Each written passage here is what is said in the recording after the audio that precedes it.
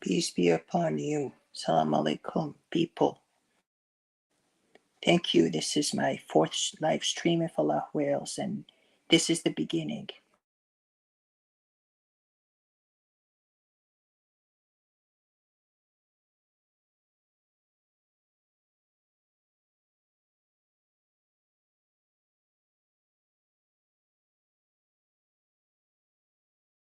Here's the link, if Allah wills. If anybody would like to join, let me try that, if Allah wills. Let me see if we get any viewers, any joiners, right?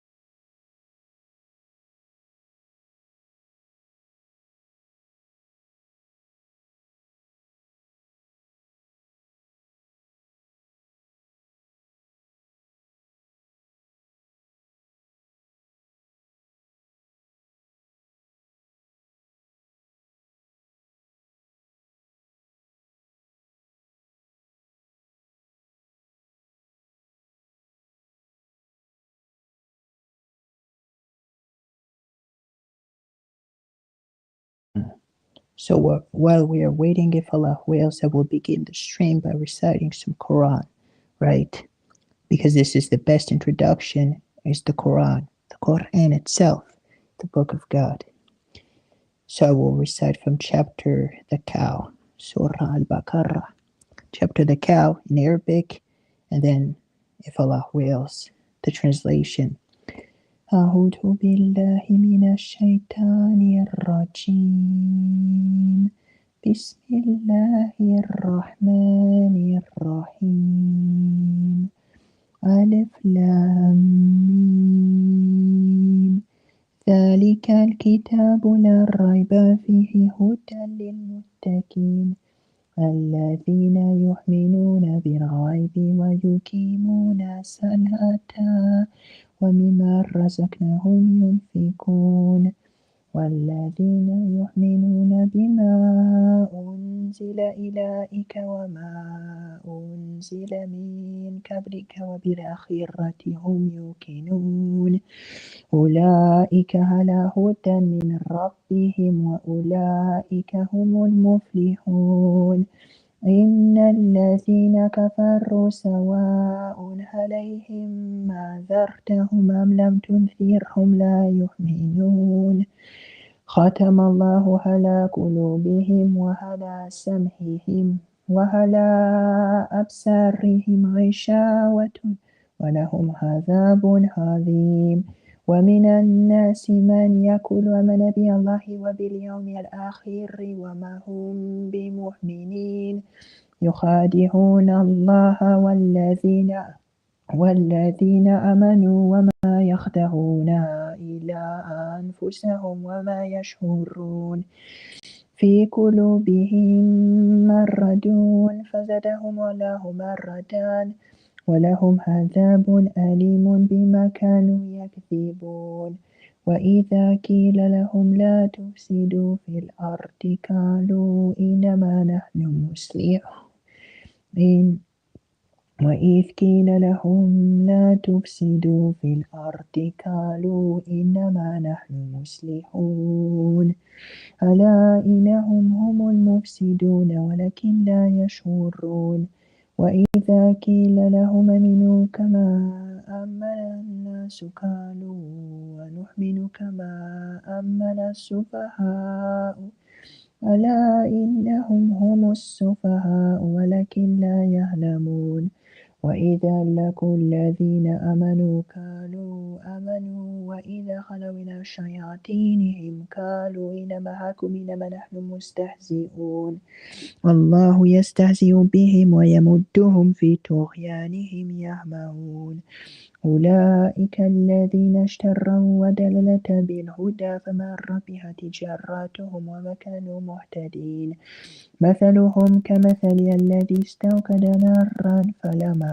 أضاءت ما حوله ذهب له بنورهم وتركهم في ظلمات لا يبصرون صم بكم عمي فهم لا يرجعون أو كسيب من السماء فيه ظلمات ورعد وبرق يجهلون سبحهم في آذانهم من السواحك حذر الموت والله محيط بالكافرين يكاد البرق يخطف أبصارهم كلما أضاء لهم مشوا فيه وإذا أظلم عليهم قاموا ولو شاء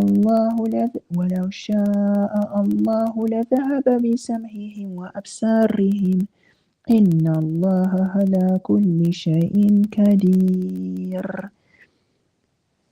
صدق الله العظيم. Allah Almighty has spoken the truth.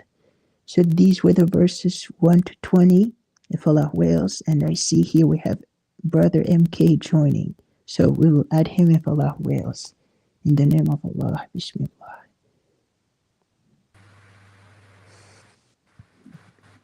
Assalamu alaikum, peace be with you, brother.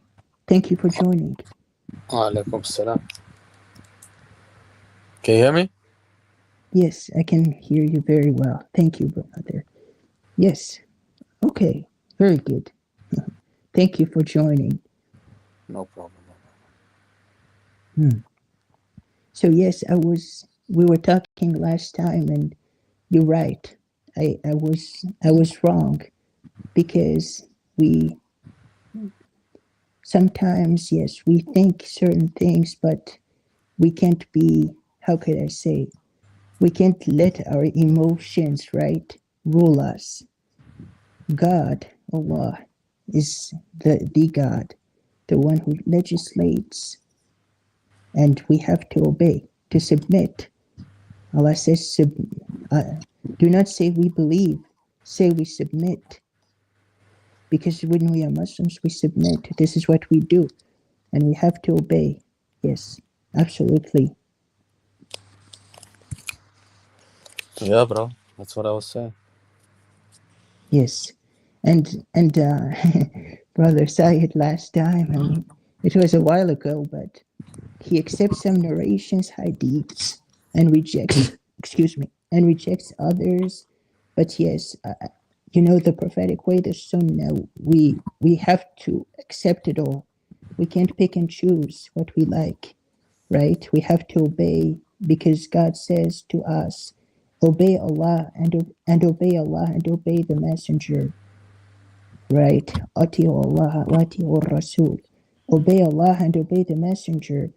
And there are many verses that tell us about this. So perhaps, yes, the stream will be about this, the narrations, the hadiths, right? We have to follow them all.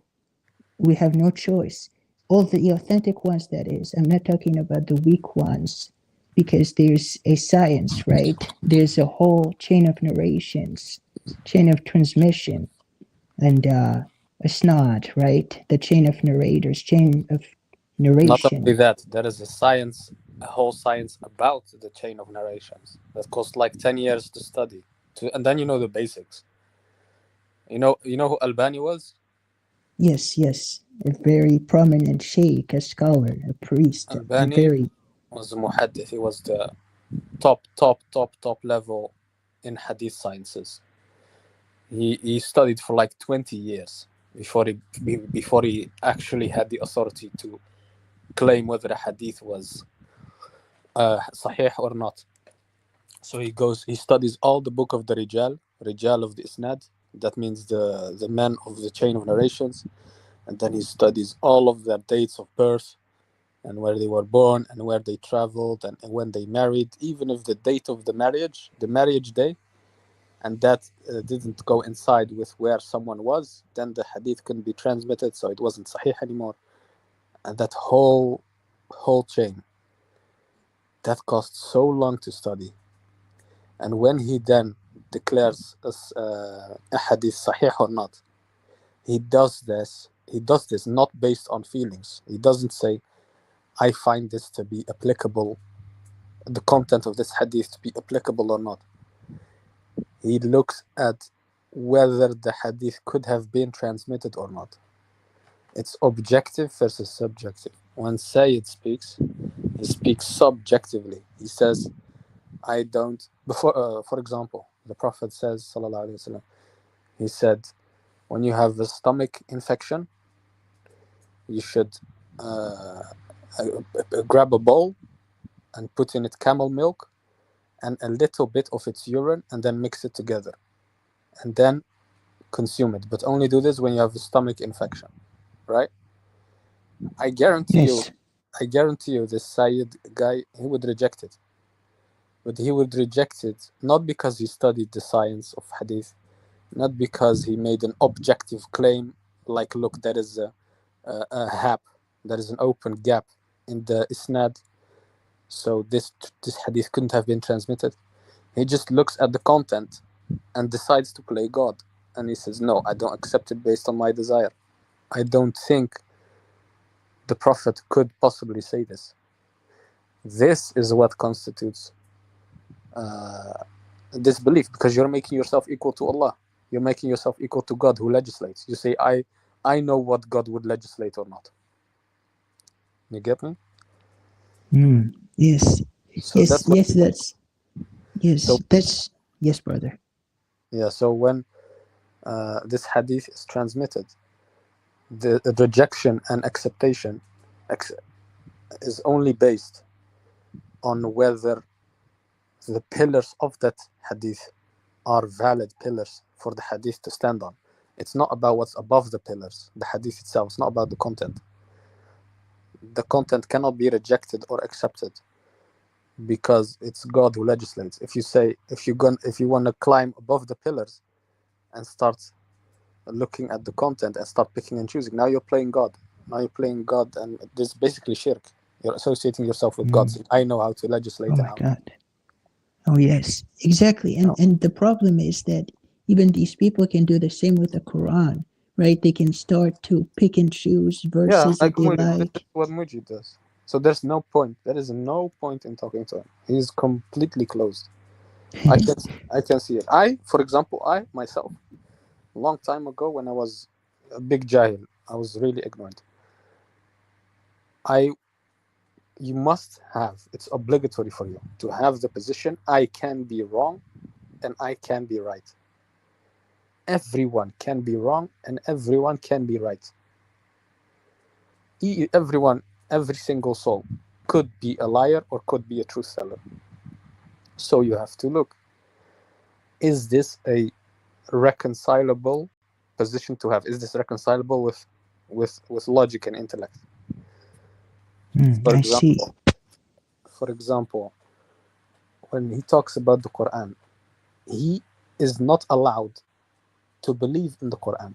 Muji is not allowed to believe in the Quran because the Quran's preservation cannot be defended by the Quran itself, because it was transmitted via the same people he calls deviant and mushriks, and it was these men gave the Quran to him, and he's going to say, no, Allah gave it to us. Who did Allah use? Allah didn't use an iPhone. There was no iPhone back then. There was no data server back then. There was men. That's it. Men, eloquent men. So he used them.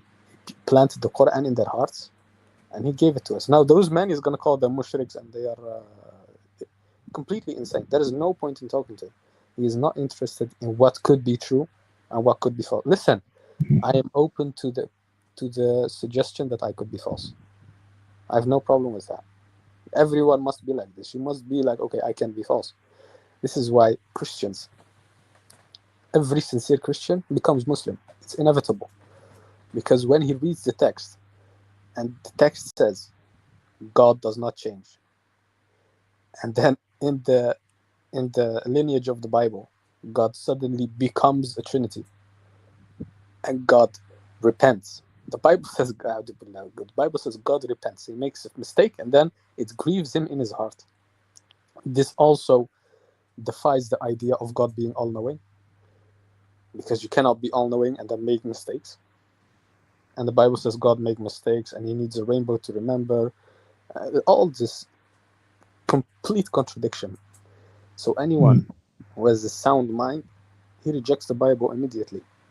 There are elements of absolute truth in the Bible, 100%. You cannot be a Muslim without accepting that revelation was given to Jesus. So there is absolute truth, but there are elements of absolute truth in the Bible. But it's completely corrupted. It's completely distorted.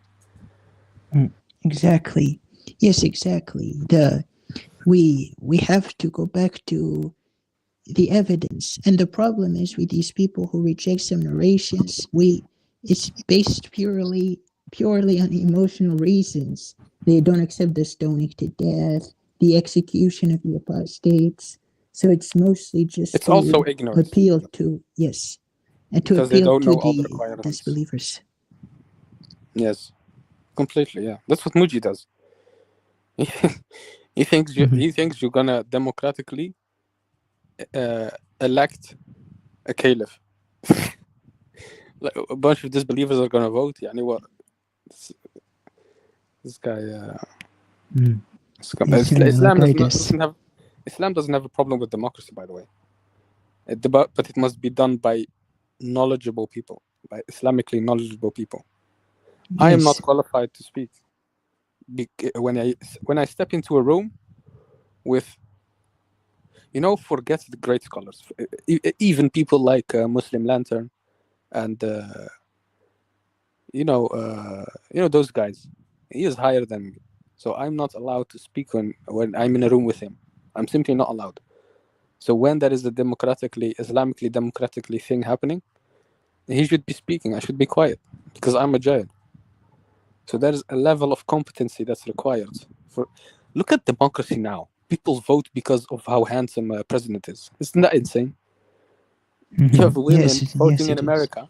They purely vote for Kamala because she's a woman. Isn't that ridiculous? This is the level of stupidity you go down to. It's not about the ideas. It's just about because it's celebrity following. That's all it is. Yes. And you have to accept the truth, and it's an ugly truth, but most people are dumb, bro. It's just I wouldn't say the majority, but a lot of people are dumb. Like really for sure. Yes, indeed. Exactly. I look at that. Do you have in America, do you have things like Love Island and all that stuff? Sorry, what's that, brother? Love Island, Total Drama Island, what's it called? Temptation Island, Love Island. Yes. It's like 20 degenerates go on an island, and then they see how fast they can make their boyfriends and girlfriends cheat. And it has millions of views. Oh, yes. And I'm just, when I look at this stuff, I just think to myself, you deserve oppression. I look at that. How can you look at this? You just deserve to be ruled over with an iron fist. I cannot comprehend how you can look at this and be a sane adult. Yes. People choose to spend their time in stupid ways. Yes. I mean, this is the free will, right? We can either use it to submit our wills to God, or yes, exactly, we can be like this, exactly. But then, of course, God will hold us accountable for our deeds on the day of judgment. But yes, exactly. You see the stoning, and these people are just using these fallacious arguments that stoning people is, but it doesn't make sense. This is an expiation, and stoning is okay. When I was ignorant, I used to struggle a little bit, but then I told myself, I don't have the right to question. We have no choice, whether we like it or not. The truth is what it is. We can't play these games of stoning is No, we accept it. We don't have a choice, right? That's what it means, that we don't follow our whims and desires. We follow the truth. Even if it's difficult at first for us to perhaps understand the wisdom behind something, but we accept it. There's no other way, right? Yeah. Yes, because they're gonna say the same things that stoning. How could you stone somebody to death?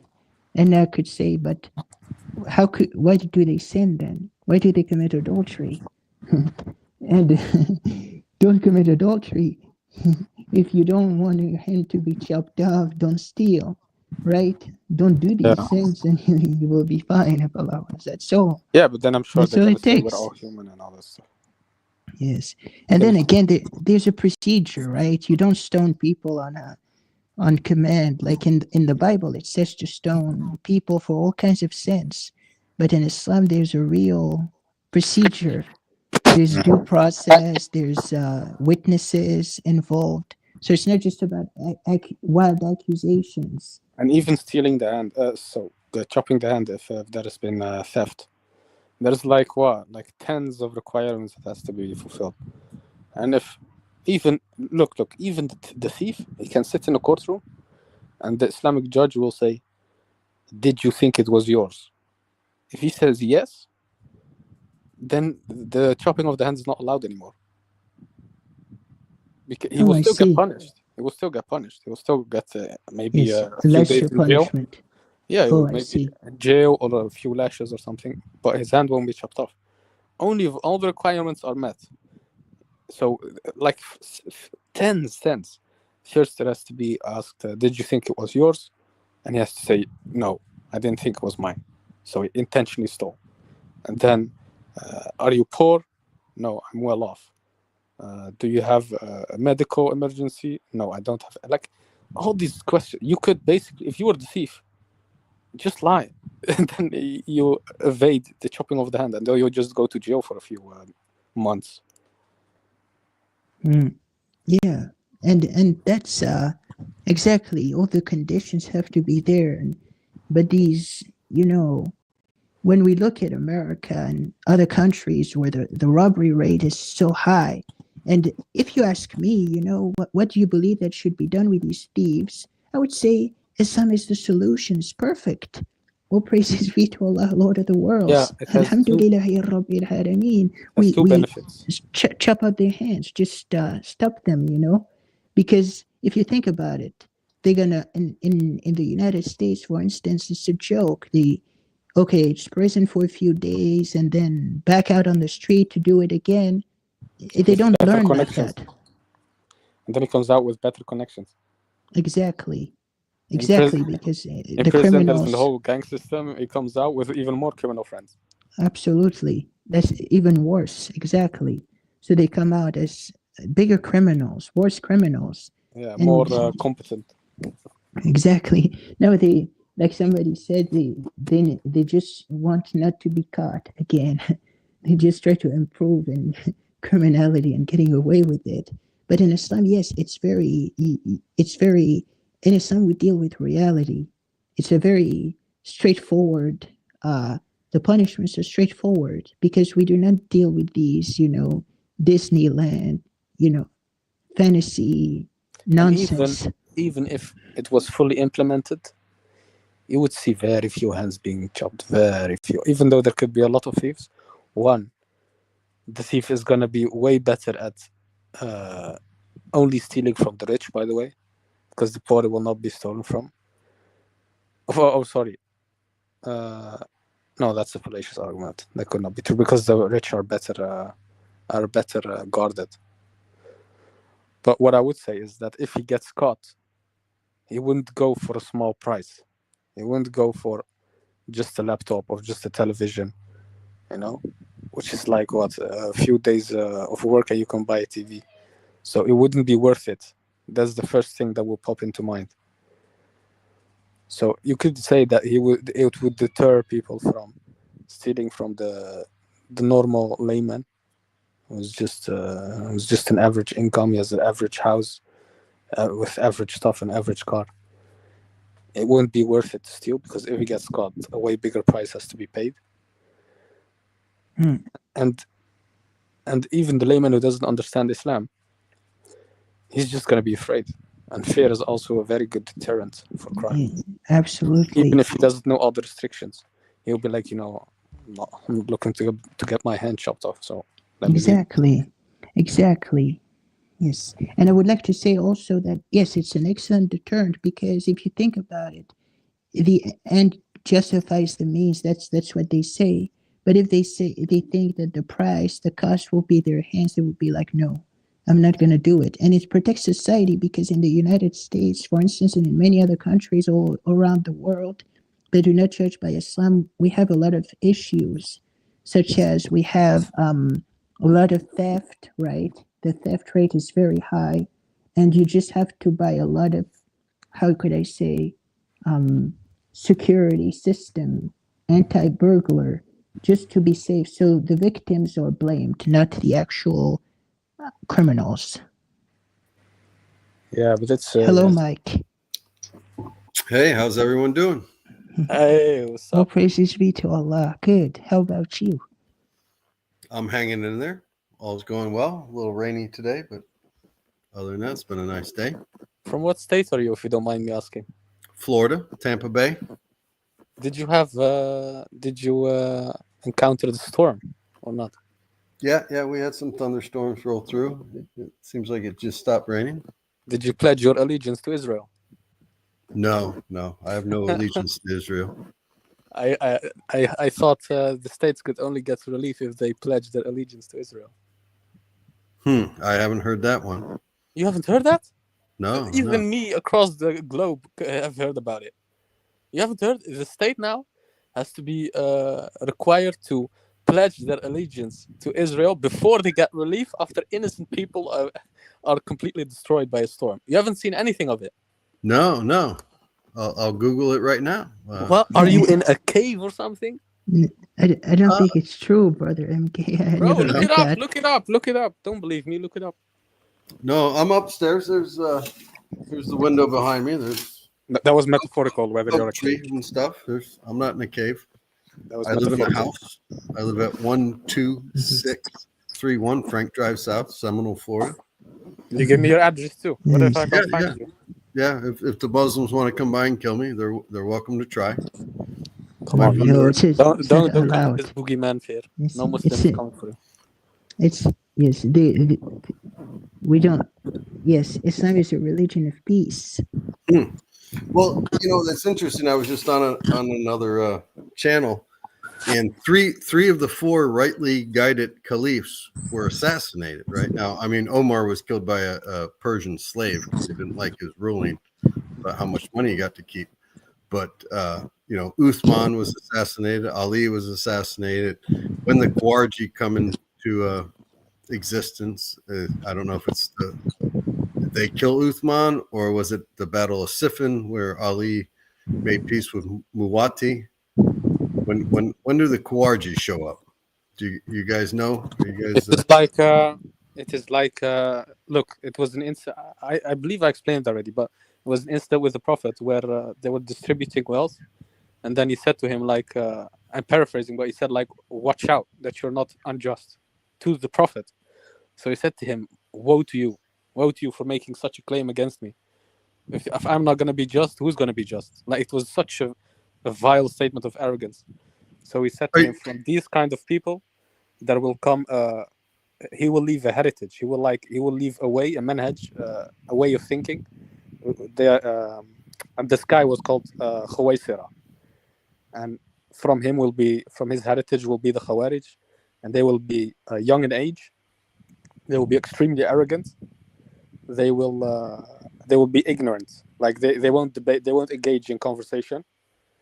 And they have this self-prescribed piety about them.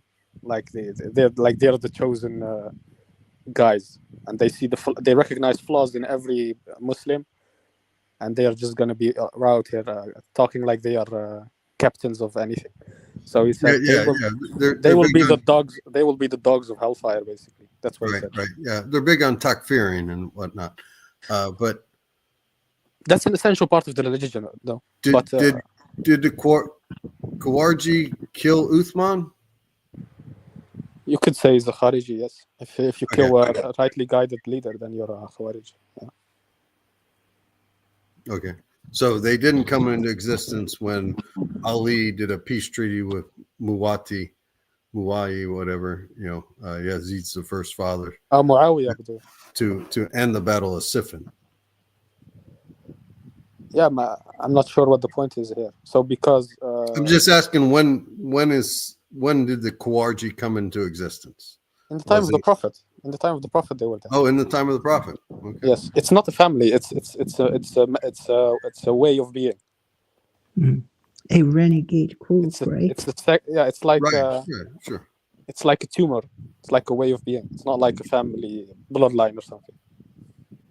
Okay. Yeah. No, See. I'm not saying they're a clan or anything. They're just No, not like that. It's people. like They're like the Ahmadiyya or something.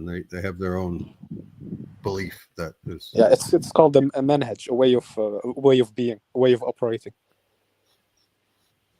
I see. Okay. So Okay. should the Khawarij like be killed and wiped out? Yes, absolutely. Because not of course without due process. I'm not saying go hunt, go bounty hunt people, but if you catch a person, for example, in the time of the Prophet, also, there were two men who came to the Prophet and asking for medicine. So he said, go to that and that farmer and ask for this and this thing, and then try it, and then see if you get better. So the two guys went to that farmer, and they robbed him and killed him, basically. Very horrible way. And then when the news came to the Prophet, that two guys, and they looked like they. Are you talking about the tribe of UKL when they went to the charity camel herd? He told them to drink camel urine and milk. And then No, they it was killed like, them? yeah, that was the same. No, it was. I think it was a different narration, but it could be the same. I'm not really perfectly aware, but Yeah. but When you were when talking- people came to Medina, they apparently often fell ill because of the climate or something. And Muhammad said, "Well, go to the charity camel herd and drink camel urine." No, and no, milk." he didn't say that. He said when you this is a specific instance with a specific prescription for a specific scenario. When you have this stomach infection, it was specifically for the stomach infection alone, not to go drink it like lemonade. It was only for the stomach infection. And then you grab a bowl, and then you fill it with camel milk, and then add a little bit of camel urine, and then mix it together, and then your stomach ache will heal. Right. then- This was the tribe of UKL, however you say that. I could be mistaken, maybe not, maybe it is, I don't know. But the point is, those two guys, they went to that farmer and they killed him. They killed him. Yeah, they staked him in Horrible the way. ground and gouged their eyes out. Yes, Oh yes, I heard you know about it. that. So And then Muhammad had the boys chase them down and did the same to them. yes, and then they were executed. Yes, Yes. so that's what And- you do with Khawarij. You don't give them. Yes, They should be exactly. punished according to the law. That's it. exactly. Like any and serial also- murderer, they are just like Ted Bundy. Just deal with him like you would deal with Ted Bundy. It's the same. Yes, and the verse that was also of relevance is Quran chapter 5, verse 33. And those who wage war against Allah and His Messenger is that they shall be crucified, or that their hands and their feet shall be cut off on opposite sides. So I believe that, because I've heard about this narration, this story, where, yes, the camel shepherds, I believe, yes, they were killed by these people in a very brutal way. And basically what was done unto them was done unto the criminals. So it's retribution, I believe, qisas, retribution, yes. Yeah. They staked them into the desert and gouged their eyes out or put hot irons in their eyes. I posted the hadith back. Oh, yes, I see. Thank you for sharing. But listen, So you guys don't agree with Nietzsche when he says when fighting monsters, one must be careful not to become the monster they fight. there Yes, are of no course, there are some limits not to there are transgress. there are no unique boundaries for Khawarij as there are for other serial criminals.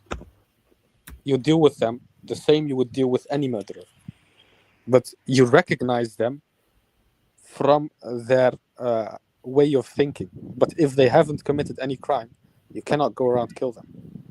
Imagine you see a person, and every single day he looks through your window.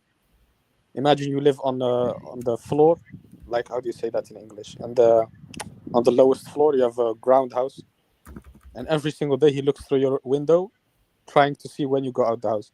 You cannot accuse him of theft. You cannot accuse him of breaking in your house. You can alert the police for him being very suspicious, but you cannot say that.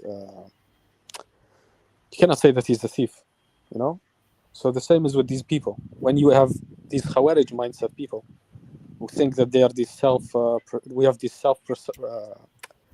self-prescribed piety about them. You advise them and you teach them. And if they commit a crime, you deal with them like you would deal with any criminal. Exactly. Well, I mean, we obviously have stalking laws. We used to not. We said, well, you know, the guy's never done anything to you, whatnot. I think, who was it? Of course, stalking law.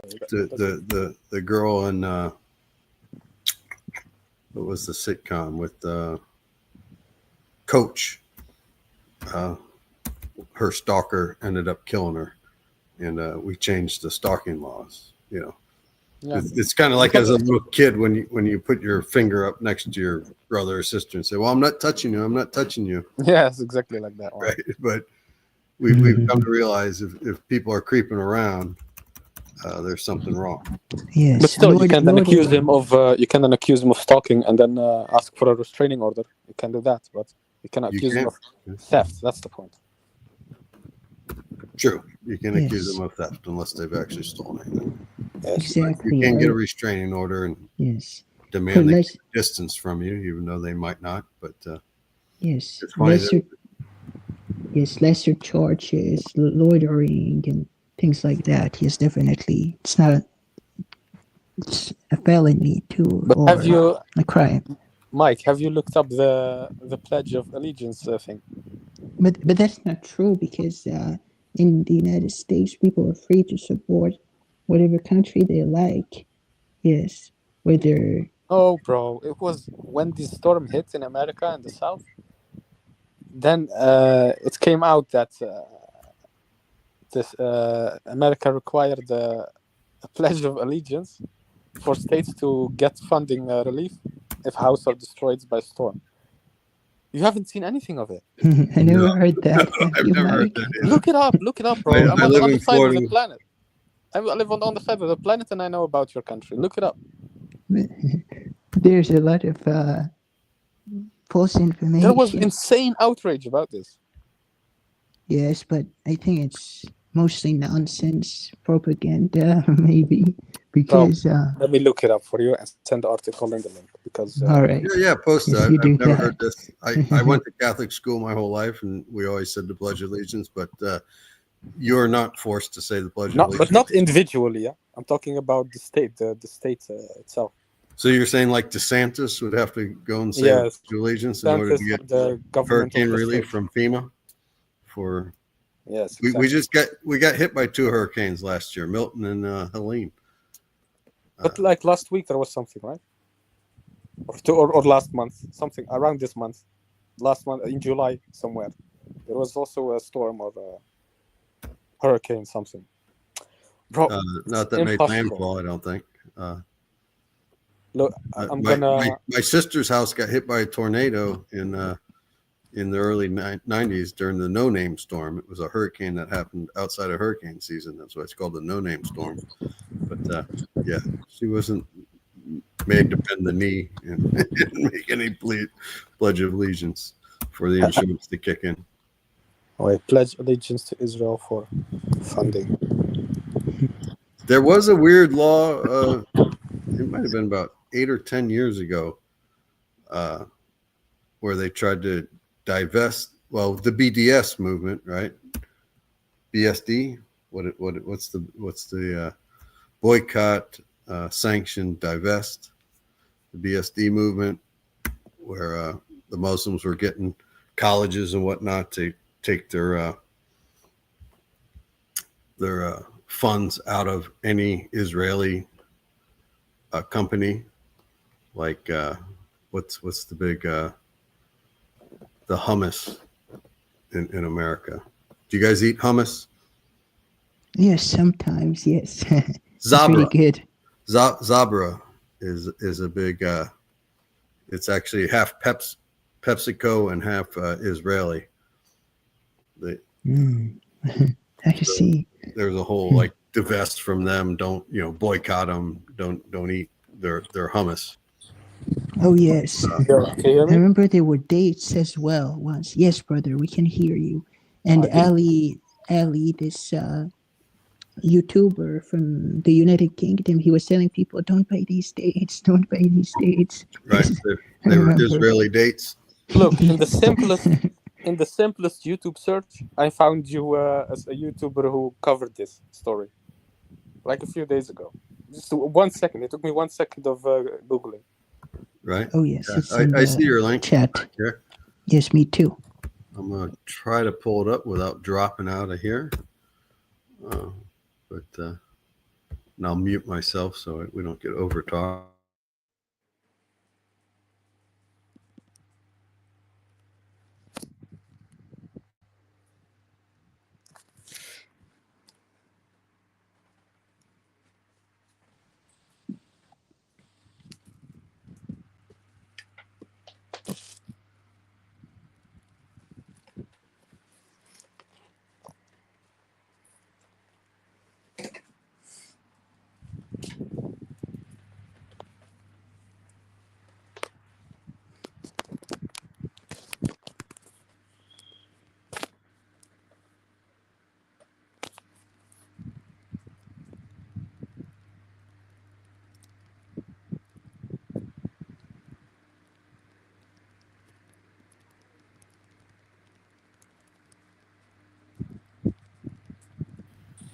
Okay, so he said right off the bat that you don't engage in disfavorite distribution politically. This kind of goes back to like I don't know if you remember, under the Obama administration, the IRS was flagging right-wing charities and not giving them their 501c3 designation and whatnot.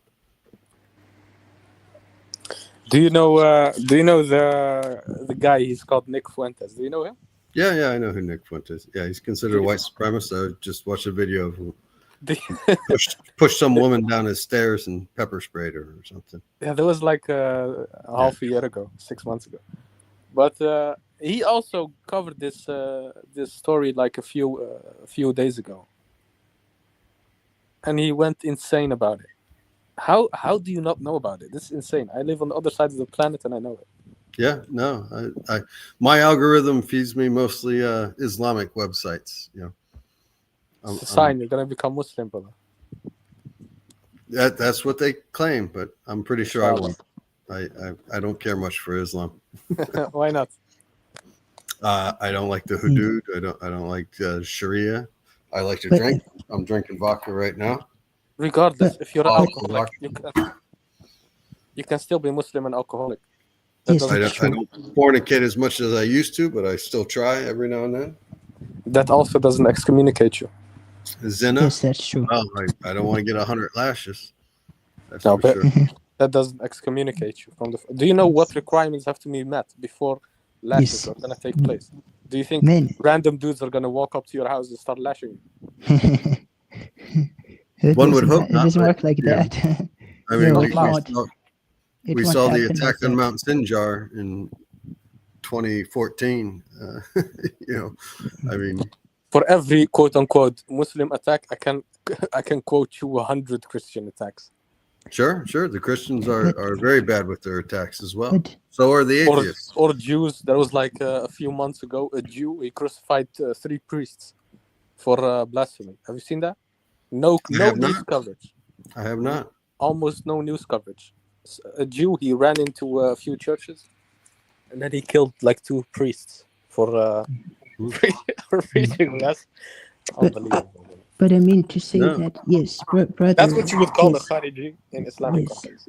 But the thing is, just because yes, we see a lot of Muslims. Excuse me, just brother Mike, brother MK. Sorry, I would just yes, because there's some background noise.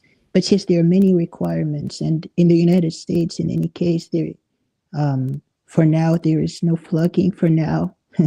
But yes, there are so many requirements. But yes, it's very hard to implement, even in a obviously in an Islamic country. So yes, there need to be the requirements, which are it has to be seen by 4 male witnesses. Number 2, confession, or number 3, pregnancy. Right? Exactly. Hey, So at least you said the third one. Most Muslims leave pregnancy off the list. yes, 86 exactly. in Book of Bukhari, Omar says. Yes, they I was don't say afraid all. Rajam was left out of the Quran and it would be forgotten, but we stoned the adulterers, and Yes, pregnancy was one of the forms of proof. conditions. Absolutely. Puts the women at a little bit of a disadvantage. And that's why maybe more women are being stoned to death. And as we can see in the media, How are that the women? women are being stoned to death because it's easier to find out with the women. Right. And I wanted to say also that yes, in any case, it doesn't excommunicate you from Islam in any case. So yes, I just wanted to say that even if you do commit sins such as fornication and drinking alcohol, that it does not constitute disbelief. Right. Did you ever see the video of the Taliban getting ready to stone the woman to death? Oh yes, but And her father was there, and the Taliban guy's like, oh yes, she's like begging for his forgiveness. yes, and he was The like, dad's like, I don't forgive her, blah, blah, blah. And he's like, exactly. we're about to stone her to death. Can you at least say, I forgive you? You know, And he was like, no. she's admitted it to it. She's willing to take the stoning. Can you not say, I love you, you're my daughter, I forgive you, or something? He's like, no. They stoned her. No, I won't forgive. It was brutal. Yeah, I've seen this. I mean, this, yes, that's I haven't seen that very one. sad. I'm not aware of. Yes, it's on YouTube. It's you can check it out. And yes, they were stoning. Yes, and he was But like, regardless, they the asked him, Taliban do was you funded want by to the forgive? West. He was like, no, I don't forgive. And they stoned her. Yes, I mean, yes, that's Even the Taliban guy was like, you know, well, she's going to see Allah. He'll forgive her, or, you know, I mean, that's part of why you admit to it to be stoned to death is right. Yes, expiation. It wipes away the sin in the afterlife. You're not punished in the grave. Exactly. So it's a good Just way thing. to heaven, correct? It's a beautiful thing too. Yes. It's. I mean, these punishments are beautiful. Yes, that's what we believe as Muslims. Yes, it's. Look, I wouldn't yes. say the punishment. The message of the punishment afterwards is beautiful, but it's not cool to be punished. You know, you should avoid that. Let's just keep it at that. Yes, I think all the laws are beautiful. The punishment itself, but if yes, this particular case, first off, we do not believe that the Taliban are they're Kharijites anyway. So in any case, we reject them. Yes. But anyway, Michael, do you know how many Muslim countries there are? I think there's like 56 in the OIC, but so if you see all those countries from Brunei, Indonesia, Maldives, also a Muslim country, right. Uzbekistan, Kyrgyzstan, Tajikistan, you know, whole Central Asia basically, and then you have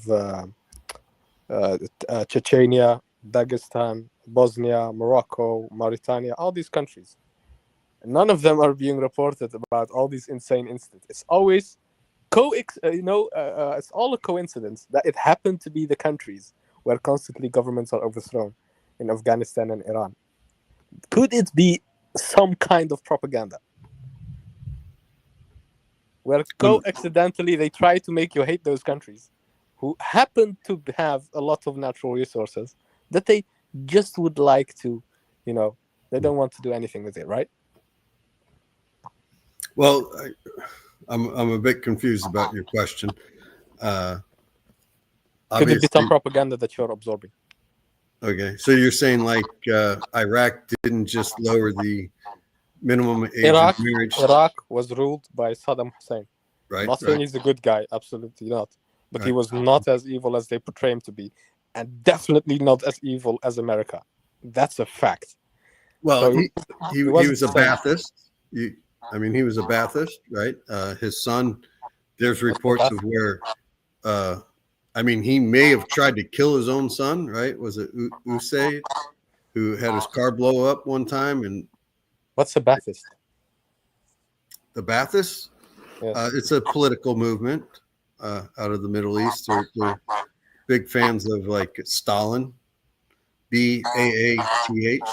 You know, like Assad was a Ba'athist, Saddam was a Ba'athist. Never heard about that. You've never heard Ba- Baath? Google it, Ba'athist movement. It's a political movement. They're kind of like communist socialists. They're strong men. But anyway, the point is, America allied themselves with Saddam Hussein, and then they got what they wanted out of him, turned on him, killed him, and then they put a bunch of puppets to lower the age of whatever, and then somehow that's it's such a ridiculous. It's a shit show. And then Well, people say, we because definitely we supported Saddam in the 80 to 88 Iran-Iraq war because of divide and conquer. the They didn't like yeah, Saddam. sure. They Sure. didn't like. They never like anyone in that. Well, and Well, he they claimed to wanted be a secularist, which he was until the end. Then he started quoting the Quran and stuff to try to get people to rally behind him. But once he invaded Kuwait, I mean, I blame Thatcher for it mostly. She called up Bush and said, "We can't let this stand, George. Don't get weak on me now. We should have just bought Kuwaiti oil from Saddam. We would have got it a lot cheaper." This idea that we went in and stole their oil. We got, I don't know if we got any oil contracts after 23 Ba'athism. the Chinese, the Indonesians, Petrobras or whatever, the Russians, they got most of the oil contracts out of Iraq. It's insanity. This idea that we're stealing their oil is utter nonsense. In the wet. What? Are you insane? What happened in Syria? Didn't they get control of the water line? But this is deep stuff. Syria doesn't have much oil. No, but what they got a hold of, they didn't get a hold of the, how do you call that, man? In Okay, so what Iraqi oil did we steal? What the Basra oil fields? We didn't get any of those contracts. Dutch Shell got more. ExxonMobil, Chevron, none of the Americans got any. It's not even about contracts. America. It's not even about America acting uniquely. It's the MI6. It's a whole bunch of intelligence agencies. It's not only America. Okay, but America did all the heavy lifting. We put in most Sure. troops into Iraq. We fought the Iraq War, the first Persian Gulf War. We fought the second one. For Israel. I think Bush made a mistake not backing the Shias in the uprising after Saddam was beaten back. And we had 2 no-fly zones over Iraq for 20 years. Why would you want the Shia to be backed? I should say. What's that? Why would you want the Shia to be backed? Well, because they were going to push Saddam out, so just let them take over. How is that logical? America and Iran. America and Israel see Iran is their enemy. So why would they fund Iran? Well, and that's why we didn't. We were afraid of the Shia crescent through Iran and Iraq. But to divide and conquer, it's good to keep the Shia fighting the Sunnis. You guys have been fighting each other since the Battle of Camel. Because they're morons. It's funded by a Jew. Did you know that? Shiism. Look him up. It's called Abdullah ibn Saba. He was a Jew. And he funded this whole Shiism stuff. Well, there you go. The Jews are clever. Keep the Muslims fighting each other. Yeah, bro. They have all this retardation going on. It's like an Achilles heel, you know, a thorn in how are you gonna deal with it? Right. So can you tell me, like, I was just actually on another channel. They were talking about Muwati or whatever, the fifth caliphate. There was no fifth caliphate. Yazidi the first's father, right? The guy from Syria. He was in the clan with Uthman. But anyways, like the Battle of Camel. Was Aisha the bad actor? Or Muawiyah. Muawiyah. There you go. Yeah, I think you mean him. Yes, Aisha was wrong. Yes, the Aisha justice, was wrong. Okay. the right was with Ali. That's true. Okay. So the Battle of Siffin. Siffin, however you say that. Who was wrong there? Muwati or Muayi or Ali?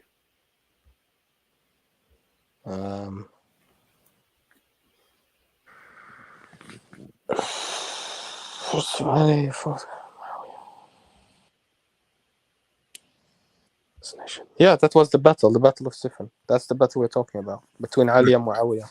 Right. Yes, so Ali was in the right. Okay. So your fifth caliphate was not such a great guy. Your sixth caliphate, right? The Battle of Al-Harar, where didn't he catapult not just Medina, but Mecca?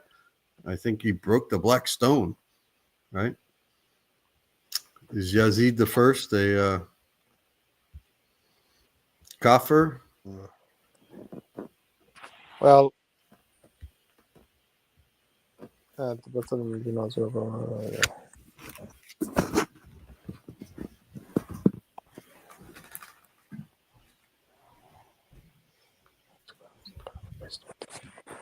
Well, I couldn't tell you anymore. It was a long time ago when I all read this stuff, but I'd have to go back on it. So there's roots and negative moments for that.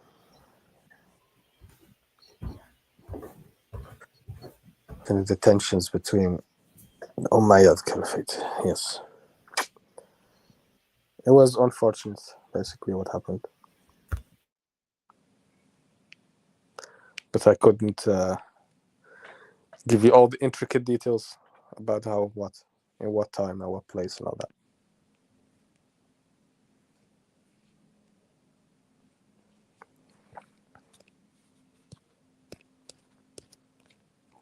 Can you hear me? Yeah, I can hear you. Oh, I thought you were gone. Have you served in the military?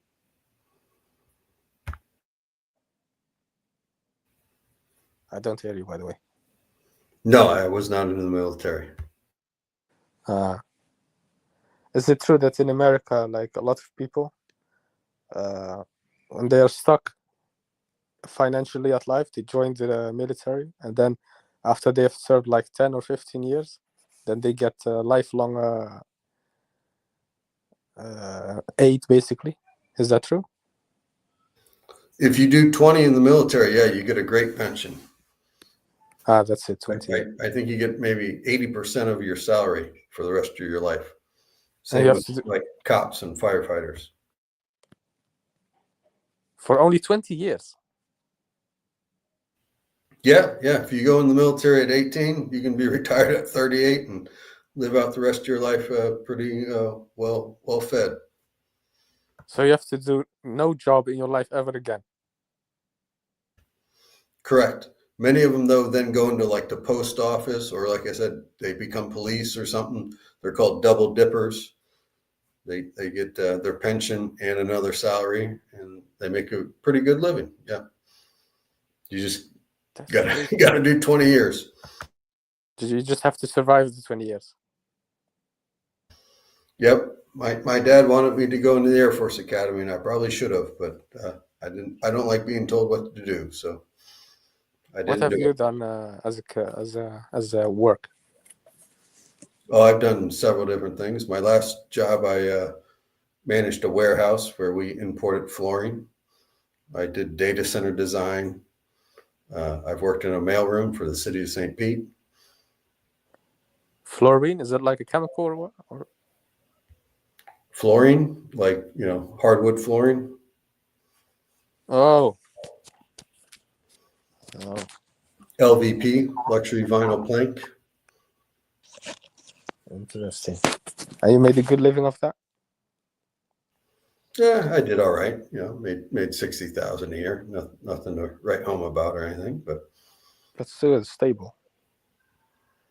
yeah. Well, I'm never married and I have no children, so I don't need a whole lot of money. Why not? Why didn't you get married or have a kid? Well, the woman I fell in love with had already been married, and she had her tubes tied and didn't want to get married again. And we were together for 12 years. I went from 22 to 34, and now I'm an old man who's never been married, and the women don't like that much. So, but at 34, you still could have.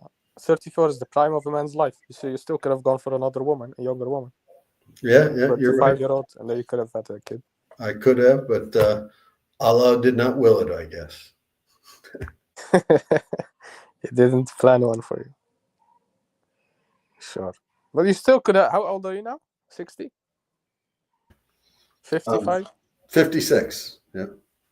56, bro, it's nothing. People have kids all the time at 56. Sure. I could, but Still have a child. I think that ship has sailed.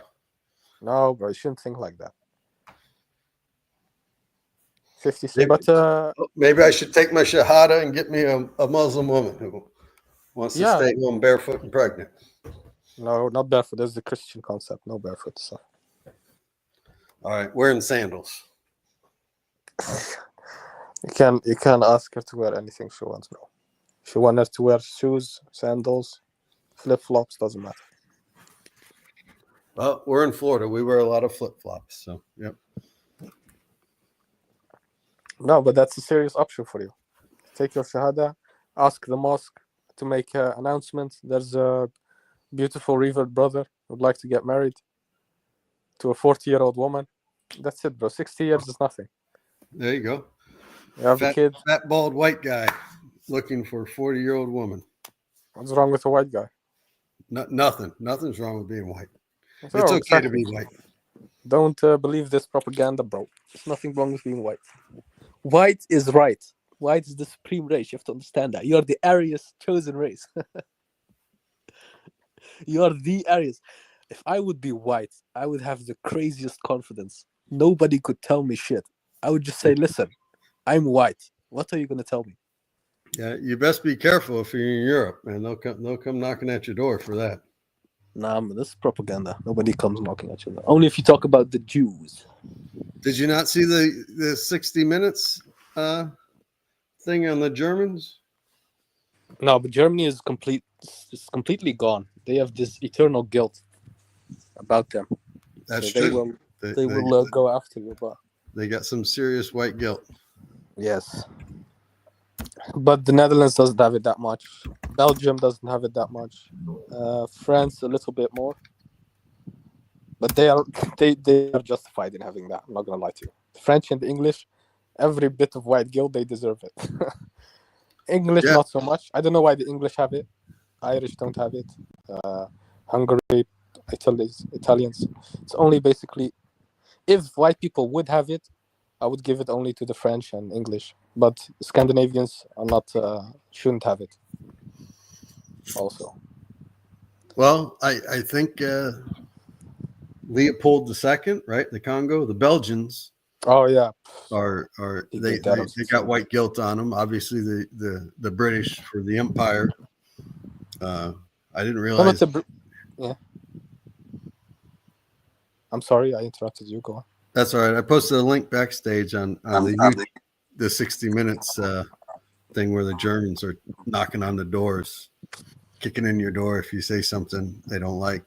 So, like you mentioned, Indonesia, obviously the largest Islamic country in the world. Yes. 290 million Muslims. Have you ever heard of the Ahok case? AHOK? Was it like a blasphemy thing? It was a blasphemy thing, yes. I think I heard about it. Yeah. He was running for, he was the lieutenant governor of Jakarta, and then his boss became prime minister, so he became the governor of Jakarta. But then next cycle came around, he had to run for election, and he was a Chinese Christian. So there's two Muslims running against him, and one of them quoted the Quran 551: "Take not the Jews and the Christians for your allies; they are but allies to one another. And whoever among you verily does so becomes one of them. And God does not guide such evildoers." And Ahok comes out and says, "Well, this guy's misusing this verse. It doesn't mean you can't vote for me. But if you don't want to vote for me, if you think you're going to hell, if you vote for me, don't do it. Blah, blah, blah. Our program will live on." They threw him in jail for 2 years for blasphemy, for saying that. And there's a woman. I doubt that they would throw him in for that. He probably said some more things. No. But His still, speech is recorded. They did repost it and edited it a little bit. The Muslims, pulled some stuff out to make it look worse. But no, he literally said, yeah. Well, if you deny a verse in the Quran, for example, don't take look. If a Christian's gonna rule a Muslim country, you're just gonna get a bunch of alliances with Western governments that are gonna do the same thing as they do in the Middle East. I'm not saying he couldn't be. The chance is pretty big. I'm not gonna lie to you. Okay. There was another case. I don't know if there's two very interesting cases. One, a woman asked another woman in the local market if she could ask the guys at the mosque, which is, I guess this woman lives near the mosque. She's again a Chinese, but a Buddhist. I think in northern Sumatra. She asked, could they turn the loudspeaker on the mosque down? It had gotten so loud it was hurting her ears. They threw her in jail for blasphemy. 18 months. Oh, I couldn't tell you about that. Well, it was like the speakers of the morning prayer, I think. Yeah, it was the call to prayer, the azan or whatever. But apparently they used their loudspeakers. Ironically enough, in Minnesota, where we have a bunch of Somalis, I don't know why they put Somalis in Minnesota, but they're allowed to break the noise ordinance with their calls to prayer. They're allowed to get decibels over what's allowed. Well, do you have a problem with that? Listen, do you have a problem with that when in Tajikistan, a Muslim, 96% Muslim country, now the hijab is banned? Yeah, that was interesting. They go to traditional. Yeah, that's terrible. You shouldn't be in how people dress. You can nitpicking all those individual cases, but it doesn't prove anything. It proves Muslims are often oppressive and hate freedom. I mean, if you can't, what's that? Define freedom. The ability to do what one wants. Okay, so if you want to walk around naked, can you do that? You should be able to, yes. Naked, completely naked, no pants, no underwear, nothing. Sure. There's many cities in America that have. So a kid's gonna walk around and he's gonna see your willy, and he's gonna 10-year-old kid's gonna walk around, 10-year-old boy, and they're gonna flash in front of him. I wouldn't personally, because my willy's not that big. They'd probably point at me and laugh, But regardless, would you like, if you have a son, a 10-year-old boy, and a 50-year-old dude is walking with his willy out? You wouldn't mind that? No, not at all. Are you insane? No. Insane? Why are you ashamed of God's creation? Didn't God create you naked? Sure, it doesn't mean everyone's going to see. Does have to see you naked. There are parts that are triggering.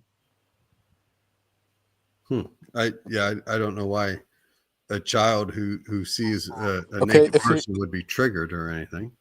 No. Are you out of your mind? That's a genital, bro. They fornicate with that stuff. You're going to see if a dude is defecating on the street, you wouldn't mind? And he picks it up afterwards. So he's defecating, and then he grabs the plastic bag and he picks it up and that throws it in the garbage. Would you mind that?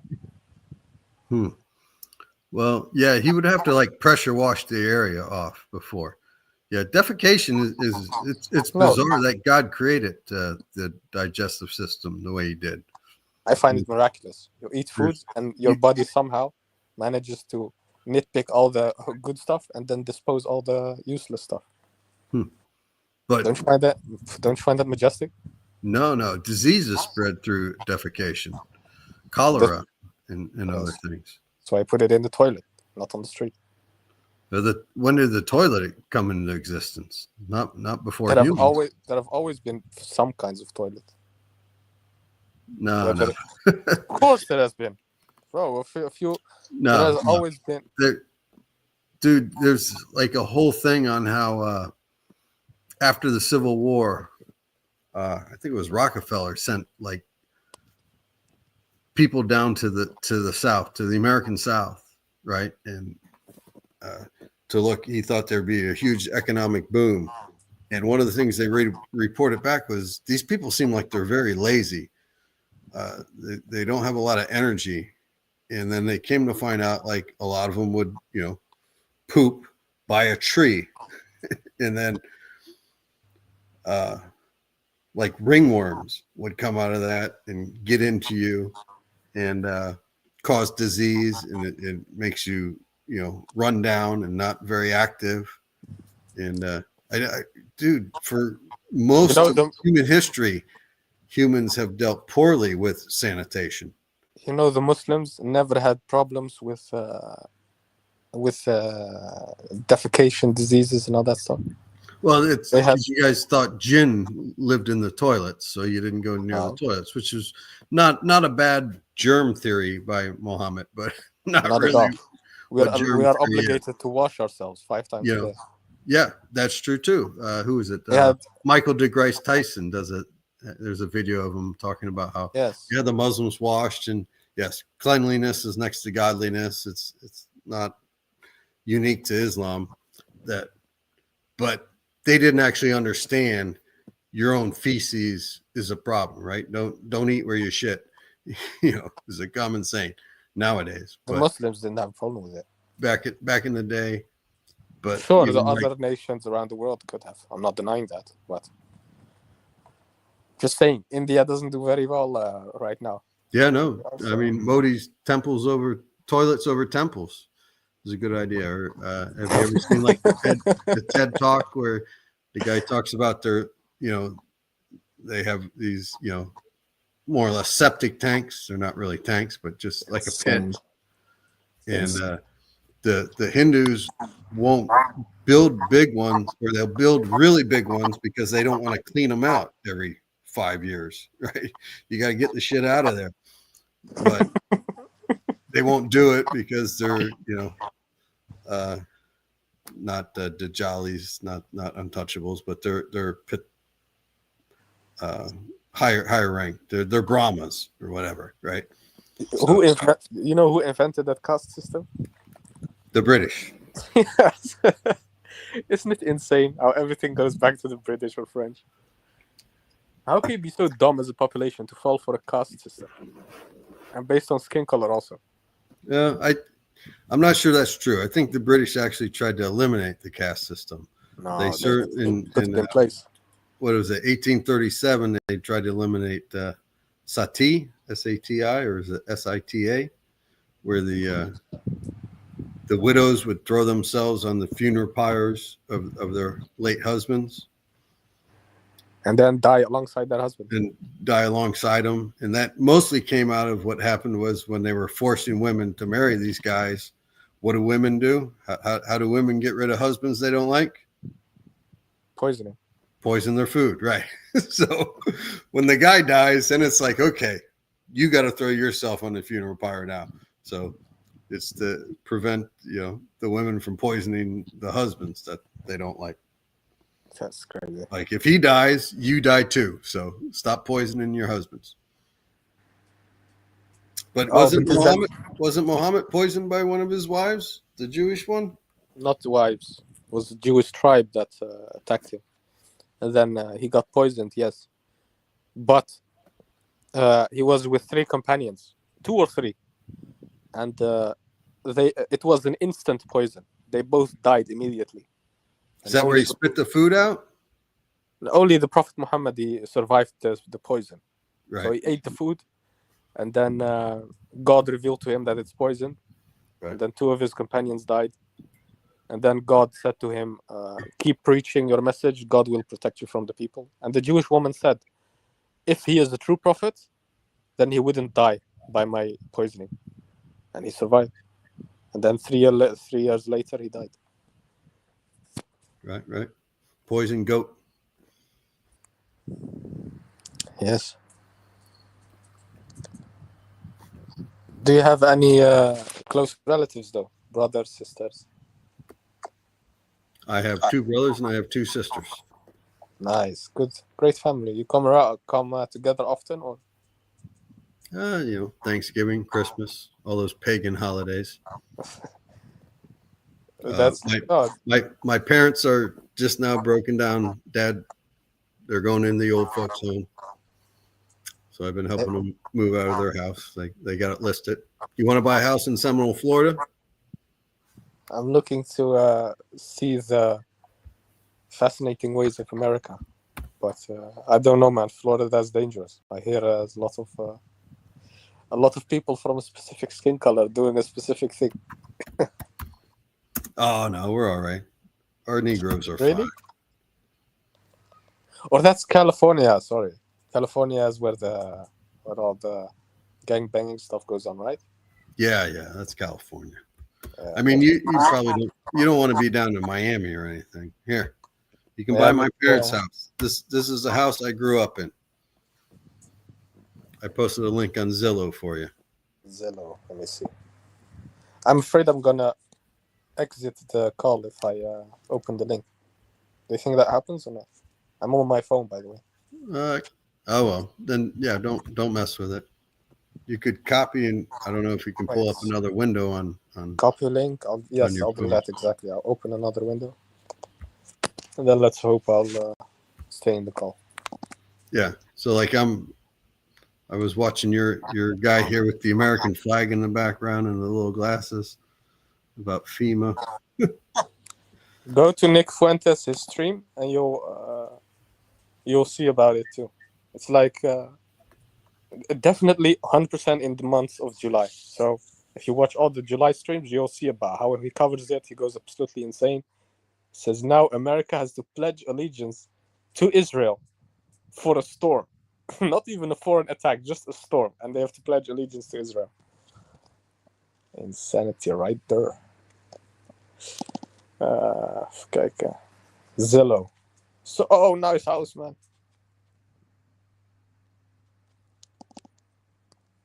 Can you still hear me? I muted myself. Yeah, I can hear you. Yep, that's where I was born and raised. Americans have such big houses always. Well, there were 7 of us in the family, so I'm sure your parents bought this for like $50,000. 18,000, I think it was in 1968. 18? Yeah, 1968. 18,000. That's nothing. And apparently my father's mother was concerned that, she said to him, "What did this woman get you into? You bought this huge house. How can you afford this?" 18,000. That's insane. You get this villa for 18,000. Now you have to buy it for $500,000. What in the? Yeah, it was built the year before I was born. And couldn't you inherit it? No, it'll get chopped up. Mom and Dad, they'll put the money. So the old folks home they're going into, it's $250,000 just to buy your way in, and then $6,000 a month. What? That much? Yeah. And that's the independent living part, not even the nursing home. If you go into the assisted living, it's $14,000 a month. Are you for real? $14,000 a month. Yep. Diabolical. But they get a $2,000 discount if they're in the independent living before going into the assisted living. So it'll only be $12,000 for them. But luckily, Dad's got a good pension. He worked for Honeywell, Space and Strategic Avionics. He's a But rock. are they how do you say that in English? Like, are they not independent anymore? Are they self-sufficient, or do they need assistance? No, they're pretty self-sufficient. But mom turned 90 this year, and she can't make it up and down the stairs anymore. So, but Why don't you put there an elevator? Not an elevator, but like a lift. I don't know what the English word is, but like yeah, no, they have those little chair things that go up the yes, stairs that. and stuff. Yeah. Why don't you install that instead of buying? She also doesn't want to cook all the time, so they get one Hire meal a a maid. day. You hire a maid. That's true too. You could do Hire a that, chef. but then mom's like, "Oh, then you look around and the maid's just sitting there, and you're like, well, what am I paying you for?" It doesn't always make sense. The old people do what they want. This will make mom happy, so let her do it. You're gonna pay the maid maybe $500 a month. She'll Yeah, cook you everything you want. Sure, you could get a maid, free rent and board, and pay her $2,000 a month. They'd be happy as hell. You get a Mexican in there, would love it. Yes. So why wouldn't you do that? You guys are just too much money. You don't know how to spend it. Yeah, that's not what they want to do. Mom wants to go into this assisted living or The boomer independent living. generation. So, I hear bad stuff about the boomer generation.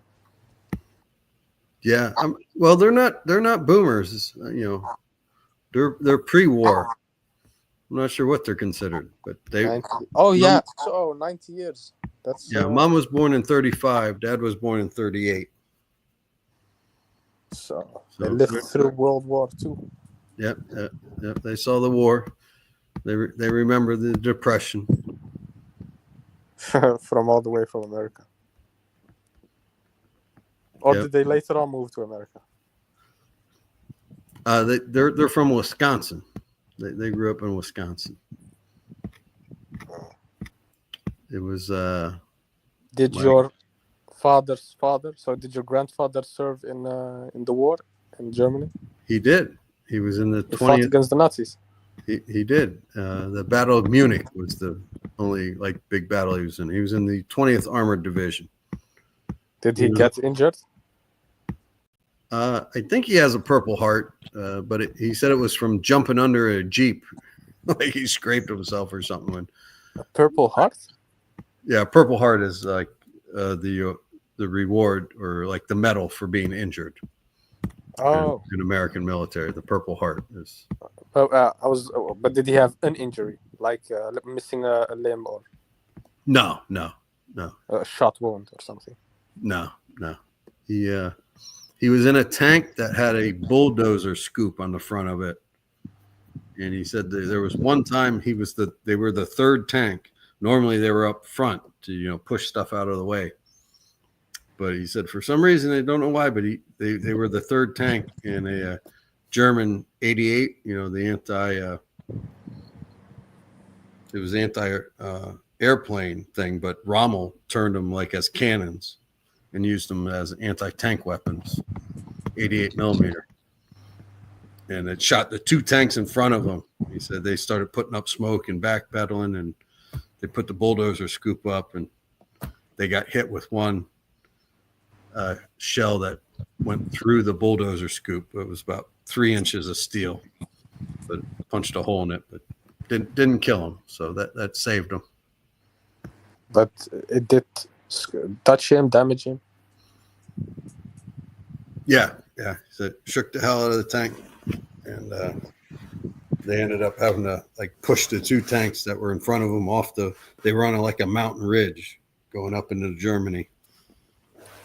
And but so it worked like a bulldozer to tip the tanks over from the Germans, or? Yep. Had to knock their own guys off the mountain. They assumed they were all dead in the tank anyway, but if not, they killed them by pushing them off. Do you believe the good guys won in World War II? I think so. Yeah, I'm not a fan of Nazism. What do you think? What I do know is that the Jews declared war on Hitler first. Judea declares war on Germany, and they were raping the society with insane amount of interest. You had to have an entire how do you call that? What's like the bigger version of a shopping cart? They use that in farms when they have to carry around the hay and all that stuff. The thing with two handles and one wheel. It's like a giant, not giant, but it's like a big bowl with one wheel and two handles. Don't know what they call it. Just like a cart? Let me translate it 1 second. Two handles, one wheel. They use it in farms. A combine? Wait. I'm going to translate it. Wait. A harvester? How do you translate to English?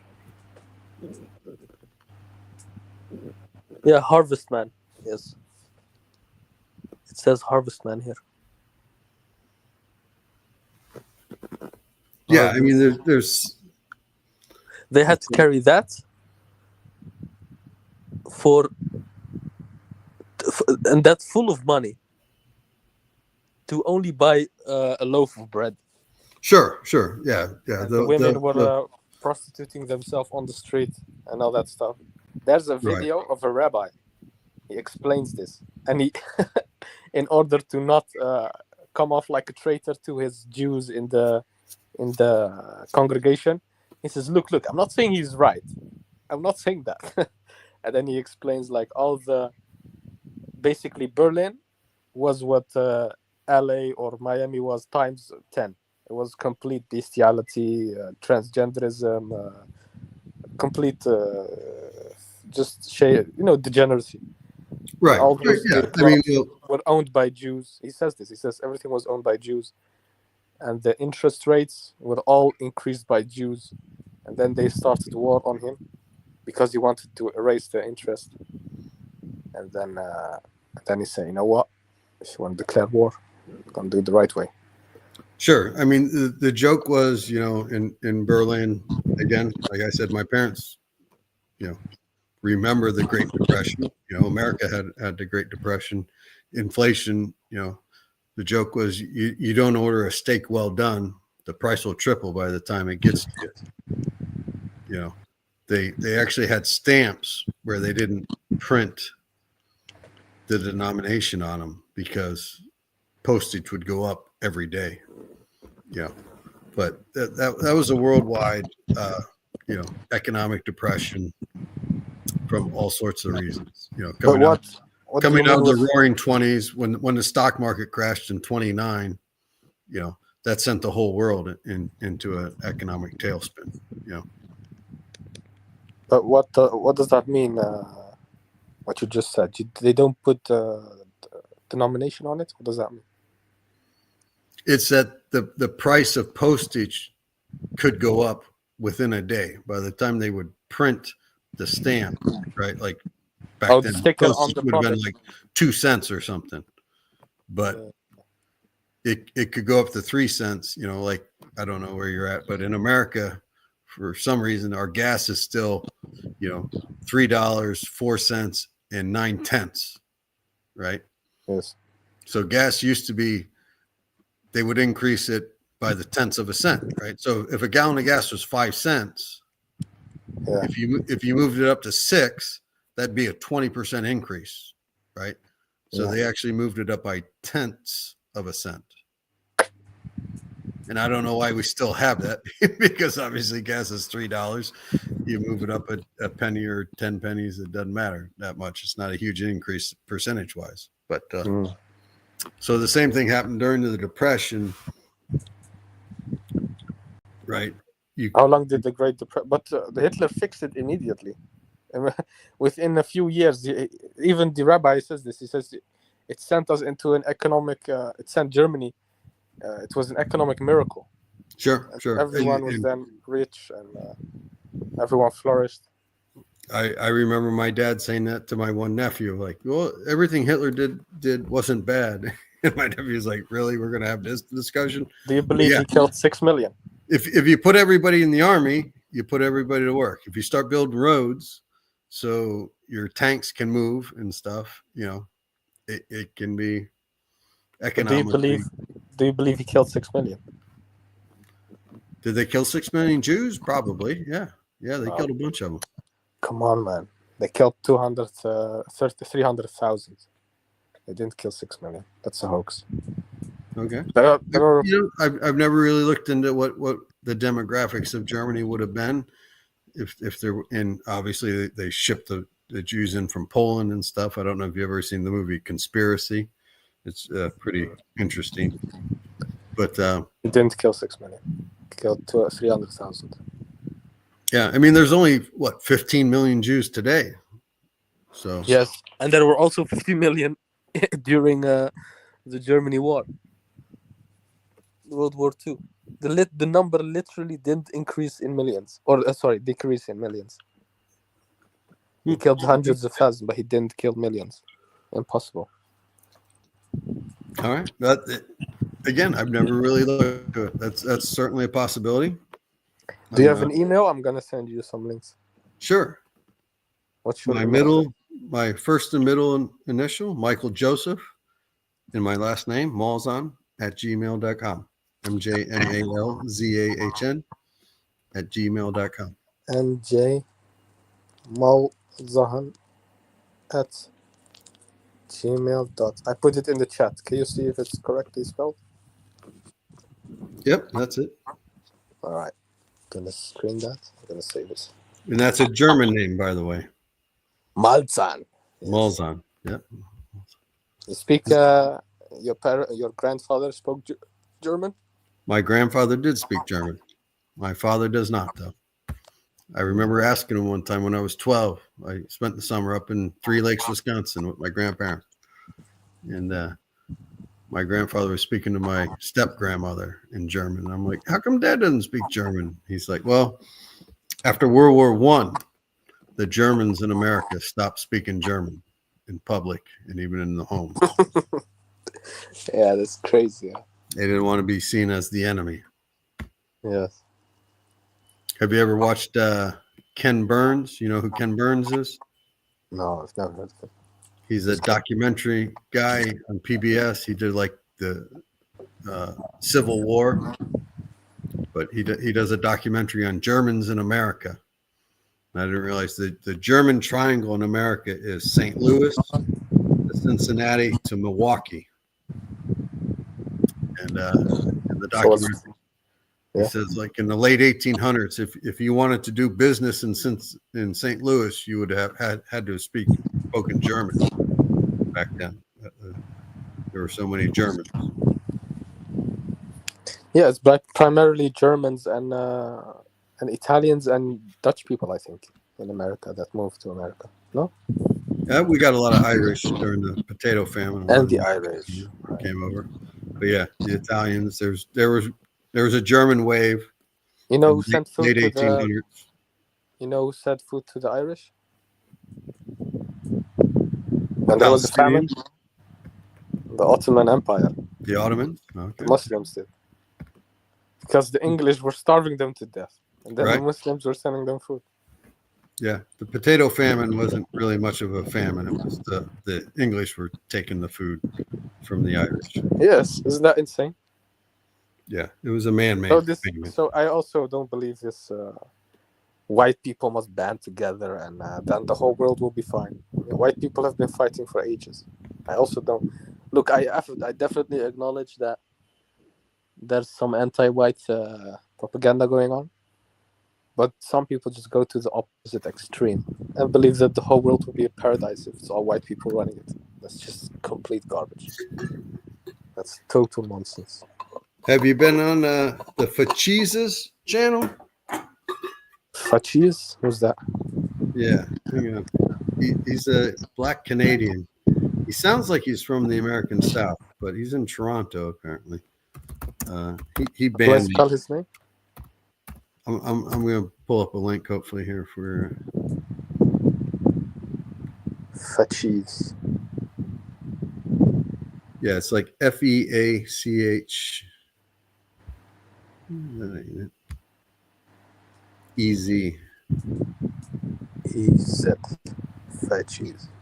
He's pretty funny. He told me to stick to my cracker channels.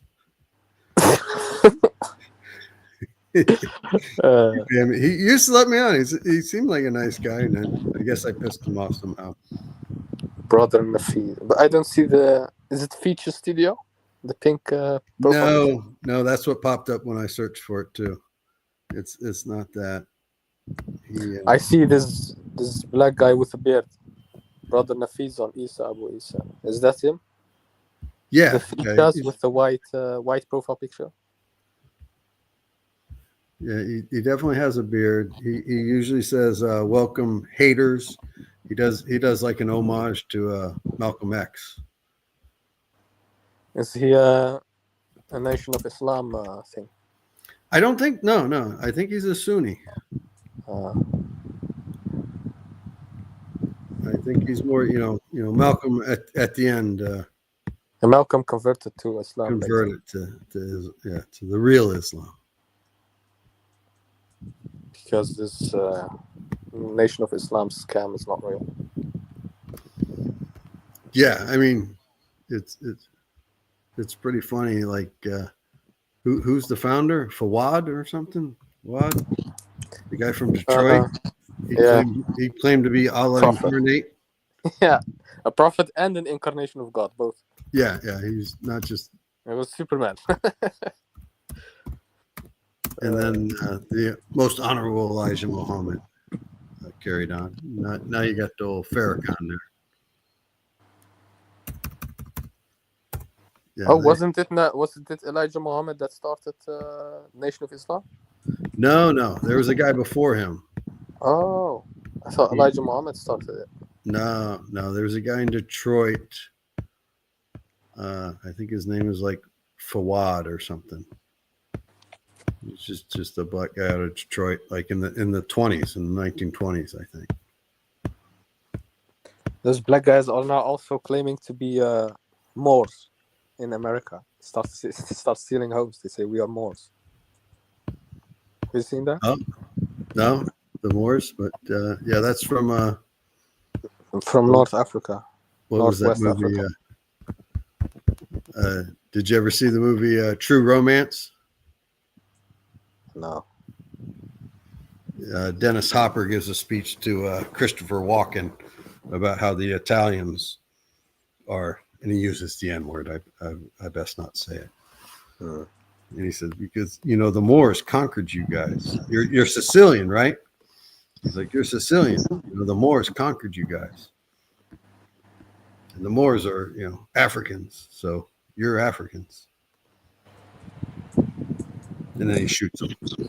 He never says True Romance. No, I've never seen that. True Romance. Yeah, it's written by Tarantino. He's allowed to say the N-word somehow as a white man. Is Tarantino the guy who made Django? Yeah. I think they said nigger like 256 times in Django. But he's not on screen. He's the producer, right?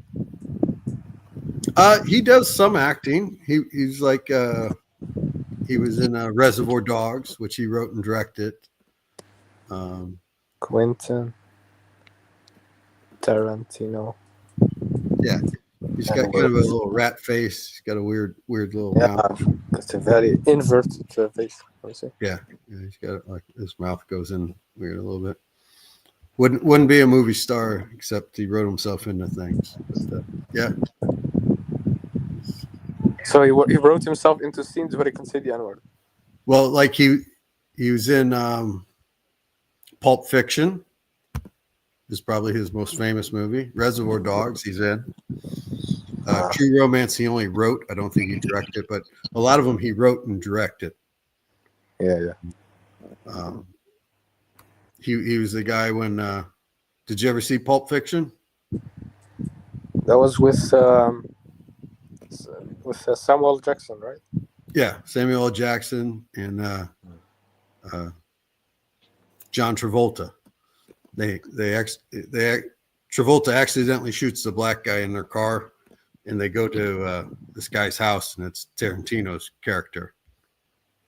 Yeah, and then they and they go scrub the car down, and then the wolf comes, Harvey Keitel's character. I only remember from that movie like that interrogation scene when they shoot him in the knee. Do you remember that? Well, there's a scene where Bruce Willis is like kidnapped by the guy, or not Bruce Willis, the big black guy who's like the mob guy, and they're gonna rape him, and then Tarantino or Bruce Willis comes in after he hits him with the car. I'm trying to remember. Did they probably interrogated?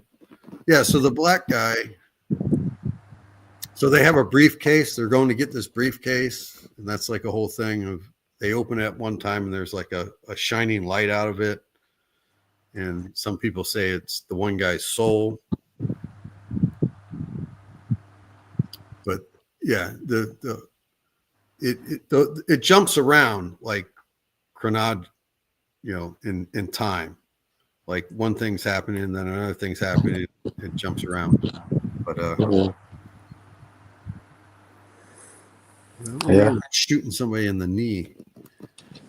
There's one time when they're in the restaurant and it's getting robbed, and Samuel L. Jackson's like, "Grab my wallet out of there." He pulls his gun on him. He's like, "It's the one that says badass motherfucker on it," and he pulls it out, and it literally says badass motherfucker on his wallet. Now, if you look up Pulp Fiction apartment scene, then you see you probably will recognize it.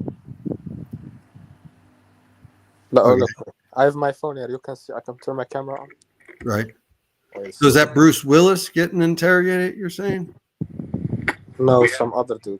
No. Okay. Wait, Yeah. How do I do this? Is it a skinny black guy? No, wait. Can you see my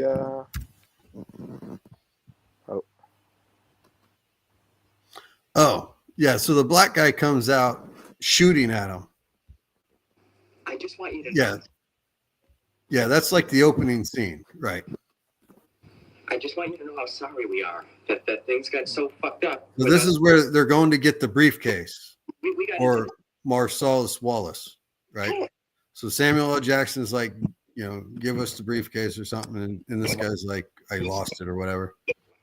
And so the black guy comes out shooting at him. Yeah. What country you from? What ain't no country I ever heard of? They speak English and what? What? English, motherfucker. Do you speak it? Yes. Then you know what I'm saying. Yes. Describe what Marcellus Wallace looks like. Say what again? Say what again? I dare you. I double dare you, motherfucker. Say what one more goddamn time. He's black. Go on. He's bald. Does he look like a bitch? What? That's the thing I said. Okay, yeah. So then this guy comes out of the bathroom shooting at him and doesn't hit him. And so Samuel L. Jackson and John Travolta shoot the guy. And then Samuel L. Jackson believes God intervened, that they weren't hit by the bullets. And if you got to watch the movie a couple times, you look back, in the same scene, wait. You see like bullets behind him. And you're like, yeah, those would have lined up with him. So then he tries not to become a criminal anymore. And he says, what's his, it's not even really a Bible verse. It's a mishmash of Bible verses, but something about I am the shepherd and the evil men in antiquity, or In the name of charity and goodwill. there you go, yeah. Through the valley of darkness. Through the valley of darkness. Yeah. Oh yeah, this guy comes out. So the black guy's behind him. Strike down upon thee with Great. furious anger those who attempt to poison and destroy my brothers. And you will know my name is the Lord when I lay my vengeance upon you.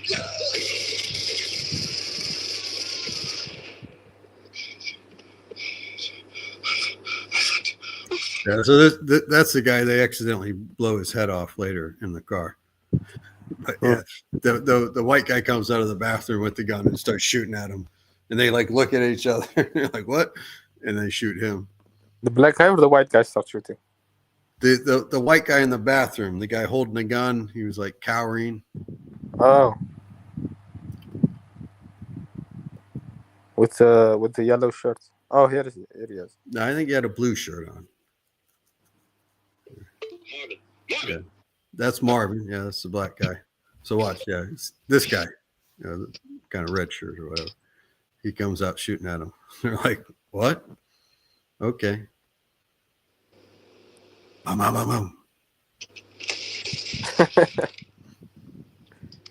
But if you keep rolling it, you'll see there might be the holes behind them.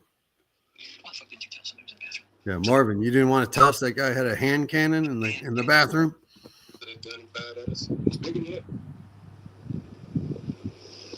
So see, he looks behind him. No. Let's just look. Yeah, maybe. So now he thinks this is a miracle that he wasn't shot.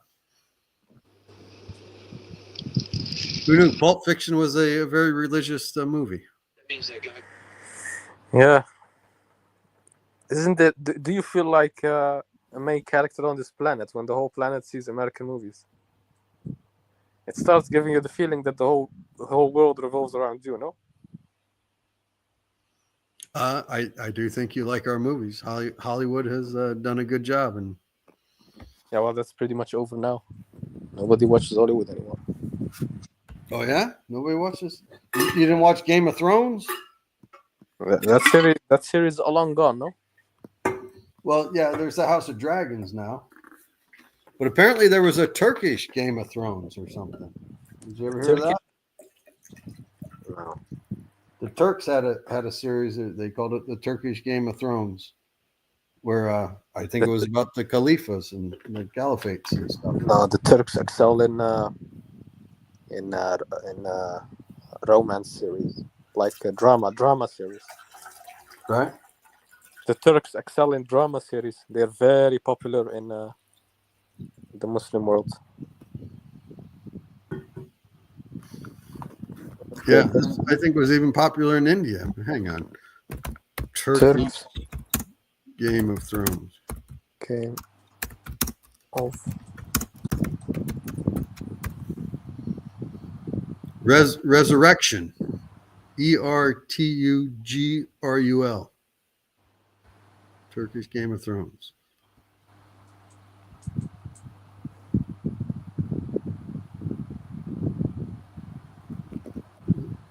Okay.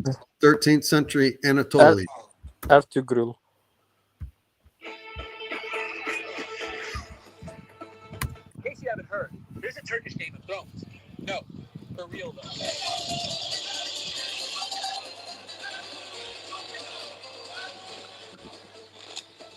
So can I ask, where are you?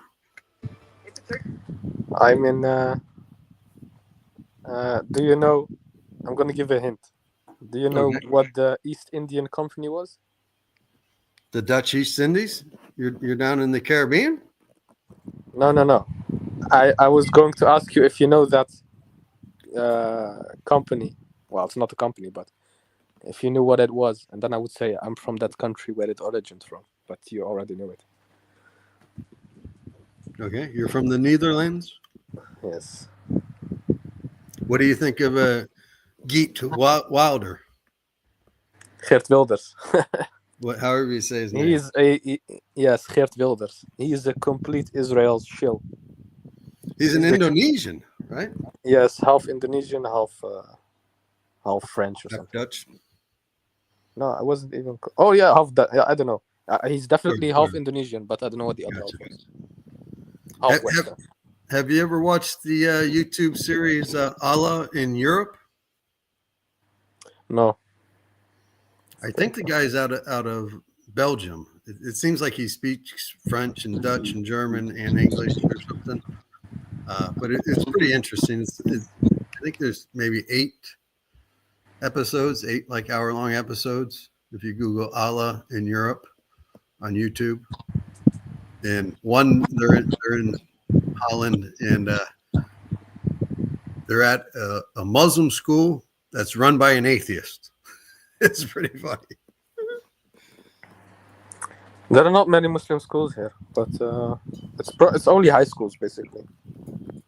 There's no Muslim university or something like that. It's only for Right. if you want to get your high school degree. What did you think of Theo Van Gogh being stabbed in the heart? Theo van Gogh, he was yes, he was killed unfortunately. Very sad, but you know, do you know who Volkert van der G was?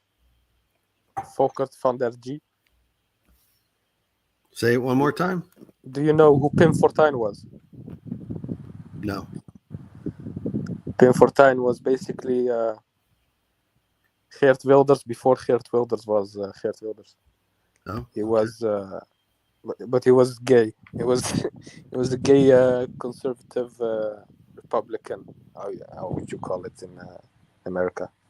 So he was also. It was just the same as Geert Wilders. You know, basic. They don't integrate. They don't like. They don't, but because he was homo, so he didn't like the fact that religion came. Didn't appreciate the homophilia, so he was like, you know, I don't like these people. They are dangerous to the country, you know. And then he got killed by a white guy, and the whole country was like in shock, waiting for who killed him, because everyone thought it was a Muslim. Right. If it was a Muslim, it would be done, but it was a white guy. And now this year, the white guy got released after killing him. And look, this is him now. Oh wait. Lang het politieke landschap domineren met zo'n moord en dan nooit verantwoording afleggen. Hey, doe normaal. So basically, the context is there is this young reporter, and he's very angry at what's his name, Volkert, the killer of Pim Fortuyn, because he was a lefty, right? And this reporter is also a lefty, so he says you destroyed our image of being reasonable people. You shouldn't have killed him. And then the guy starts cycling. You know, in Holland they cycle everywhere. Right. And then his hat falls off, and then the guy, the reporter, catches it, and then you see the murderer coming back again in him, and he starts chasing the reporter. I'm gonna find the video. Yeah, I Googled this guy here. It looks like he was a Marxist at one point, so maybe that's why somebody killed him. Criticized multiculturalism, immigration, and Islam in the Netherlands. He called Islam a backward culture. It's quoted as saying that Volkert. legally possible, he would close the border for Muslim immigrants. Journalistieke plicht om toch naar hem toe te gaan. Killed in 2002. Toch een keer Look, bij this is Volkert langs te gaan en te vragen waarom moest Pim dood? Volkert, mogen we jou iets vragen? Waarom moest Pim dood? En denk je dat ik daar antwoord op ga geven? Kom zeg. Ben jij wel links? Ik ga er geen antwoord op. Jij kan toch niet jarenlang het politieke landschap domineren met zo'n moord en dan nooit verantwoording afleggen? Dat is toch gestoord, man? Wie denk je dat je bent? Nederland 20 jaar lang in gijzeling houden en dan nooit iets over zeggen tegen de rest van de wereld. Dat slaat er nergens op. Dat slaat nergens op. his hat falls. Right. Now he has to take his hat. Doe normaal. Now he wants to kill him. Look. Blijf van me af, Volkert. Blijf van me af. Ik vraag Guy was trying to hand him his hat so he didn't have to get off his bike. Yes. Doe normaal. Doe normaal. Blijf van mijn cameraman af. Aan zich was het Now he starts chasing the camera guy. Insane stuff. Yeah. Anger is always bad. You can look him up in YouTube. You can via the settings. Yeah, I posted the wiki page on on the politician guy. Yeah. Pim Fortuyn. So Pim, it's funny. So Pimmel? No, Pim Fortuyn. Right. But Pimmel, I guess in German means like dick. So there was a hate speech case. I don't know. Did you see the 60 Minutes thing on the Germans with their hate speech? Let me see it. What's the title of the video? 60 Minutes. And then? German free speech. Maybe put that in and see what comes up. But it's about the Germans trying to police, speech on the internet and stuff. This one. Yeah. Those three. They start giggling about how they come and they take your phone and post. You might start to wonder if civilized discourse is just a myth. Aggressive threats, lies, and harassment have unfortunately become the norm online, where anonymity has emboldened some users to push the limits of civility. In the United States, most of what anyone says, sends, or streams online, even if it's hate-filled or toxic, is protected by the First Amendment as free speech. But Germany is trying to bring some civility to the World Wide Web by policing it in a way most Americans could never imagine. In an effort, it says, to protect discourse, German authorities have started prosecuting online trolls. And as we saw, it often begins with a pre-dawn wake-up call from the police. This is always the same Trojan horse they use. We do it for your safety. Right, yeah. Going to restrict your ability to speak for your own safety because people are going to become radical or something. It's always the same, and people fall for it every time. The story will continue in a moment. Yeah, I agree. In America, we call it the heckler's veto. Prosecutors say, spend your mining house. Come and tell someone you can't say that because someone else might react violently towards it. So it's for your own protection. Yeah. This is how stupid people believe this stuff. The same thing with. Do you believe the COVID thing was real? Do you think it was a hoax, the scamdemic? No, I imagine it was a real. Of course, it was a real disease, but biogen, whatever. Look, I think it escaped from the lab in Wuhan or whatever. They produced it. They produced it and intentionally spread it. Well, I'm not sure if they would have produced it. Maybe they would have produced it to study it. I mean, we do the same thing. All sorts of. You know how many billionaires that pandemic created? Tens of billionaires. Sure. So much money got laundered in that state. Oh my God, it's one big scheme. Yeah. Well, it was funny. I got, what was it, 2022. I actually went in for my colonoscopy, and the anesthesiologist is like, "Do you have AFib?" I'm like, "I've never heard of AFib. What are you talking about?" He's like, your heartbeat is erratic. I'm like, okay. So anyways, they ended up not doing my colonoscopy because they didn't want to put me under. And so I had to go to the hospital, the cardiologist, and they shocked my heart back into rhythm. And like I said, I'd never heard the term AFib in my life. And now it's all over the radio and stuff. Kareem Abdul-Jabbar does advertisements about my AFib and this.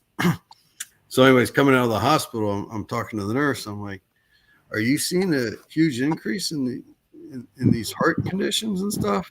And the first thing she said to me was, did you get the vaccine? And I'm like, yeah, but I also had COVID before I got the vaccine. So I'm not sure you can pin either one of them. So it didn't do anything. You had COVID before the vaccine and then you had COVID again after the vaccine. Well, yes, I have had COVID after the vaccine, but I had COVID and then I did get vaccinated. And why would you believe in the vaccine? Seriously. Imagine if I come. Do you believe in the polio vaccine? Bro, imagine in 1 year they managed to create a vaccine and they don't test it. Not enough testing. To create a vaccine, it has to go through tens of years of minimum 10 years of testing and experimenting and all that stuff. And now they managed to produce it in 1 year. And And Well- the so obvious lies they say. Well, I don't know how it is in America, but here they constantly said, you do it for grandma. You do it for grandma. Take the vaccine, you do it Right, for grandma. sure. I'm like, if you are worried about grandma, give grandma the vaccine. You're coming at me. Isn't she protected if she has the vaccine? And genuinely, if you would, it's the level of censoring and what do you call it? Banning in the COVID period was at an all-time high. It was insane. You would ask one question like, listen, if grandma needs to be protected, vaccinate grandma. Why are you coming at me? I'm young, I'm healthy, I'm not afraid of a slightly heavier common cold, slightly heavier version of a common cold, because that's what COVID was. It was just an angry version of a common cold. I'm not afraid of it, so why should I take it? Let your grandma have it. And they would genuinely rage, like you insulted their god. Right. Like, Well, no, insane, going against science. that was part of their problem is they sold it too well, or they made too great a prediction of, you know, if you're vaccinated, you won't get COVID. Well, obviously that's not true. They should have said, well, if you're vaccinated, you might still get COVID, but it should be tamped down a bit. It won't be as bad. You know, the reason you do it for grandma is so that you're not, even if she is vaccinated, it's not 100% guarantee that you're not going to pass COVID on to her. So if you get vaccinated and you're 20 years old or whatever, you get COVID, it's going to be, again, tapped down, and you may not pass it on to grandma. But still, grandma should get vaccinated. Sure. And then she's protected. Right, but that's the point. The vaccine isn't 100% protection. It's a scam. That's what it was. You know, it's like wearing your seatbelt doesn't mean you're not going to die in a car crash, right? Sure, but should you wear your seatbelt? Of course. But if you hit a brick wall, you might still die. No, but there are different car crashes. You have a car crash where you go 100 miles an hour, and a car crash where you go 10 miles an hour. Sure. If you go 50 miles an hour, a seatbelt can save your life. If you go 1,000 miles an hour, you're definitely dead, with or without a car crash. Right. So, and there's different levels of viruses. Right? They literally every month they came with a new version, and people were eating this up. Every time they say COVID made an adaptation, COVID made an adaptation, COVID made an adaptation, like 5 times, and they announced booster shots like 5 times. They said there's a new booster shot for the new adaptation, and now the boosters are made within months. An experimental vaccine within months. They made a new adaptation booster for the adaptation COVID. Who believes this stuff? And people would go, and this is where I lost faith in most of humanity. This is when I realized most people are stupid. They went into line for getting a free COVID vaccine, and they were doing an interview, and they said, why are you getting the vaccine? You know what they said? They said, so I can go to McDonald's. When I heard that, I lost it all. I had all my hope for humanity just vanished. I was like, these people, you deserve to be treated like Goyim. You deserve to be ruled over with an iron fist. I have no mercy for you. How dumb can you be? Look, I could understand the argument. I'm gonna lose my job. You know, I can't provide for my family. I could understand that. People didn't have that issue. They went to get an experimental vaccine and booster shots for McDonald's. When I saw that, I was like, bro, how can you even... I now understand these elitists and all that. I just understand it. And like, these Goyim are just too stupid. Yeah, not everybody's all that bright.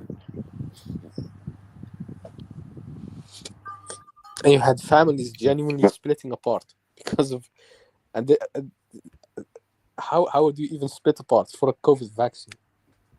They would get mad. You're not vaccinated. You're not allowed. You're not a member of... you're not allowed to come at family visits anymore. Like, genuinely. Not in my family, but... right. I would prohibit everyone from my family from taking the vaccine. I'm saying you're not taking it. That's it.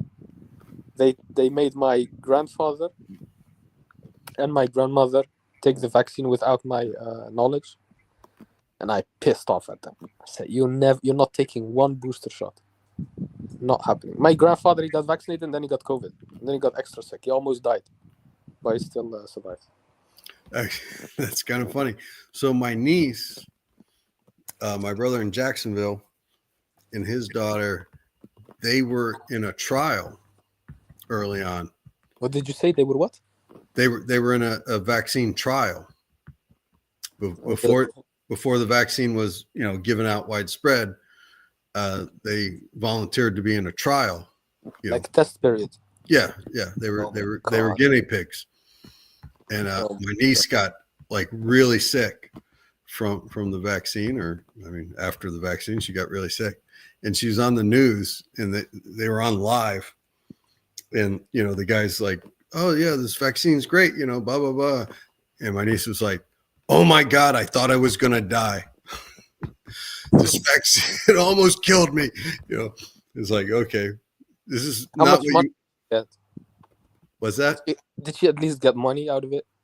I think they got a couple $100 or something.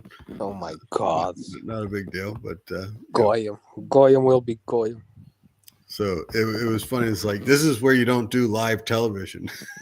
Like with dogs and children, and the guy's literally asking about, oh, this vaccine's great, and my niece was like, oh my god, I thought I was gonna die. Oh, she screamed it in the background of the interview. Yeah, not even in the background. She was in the foreground. Live. She was being interviewed. And they didn't cut it out, that part?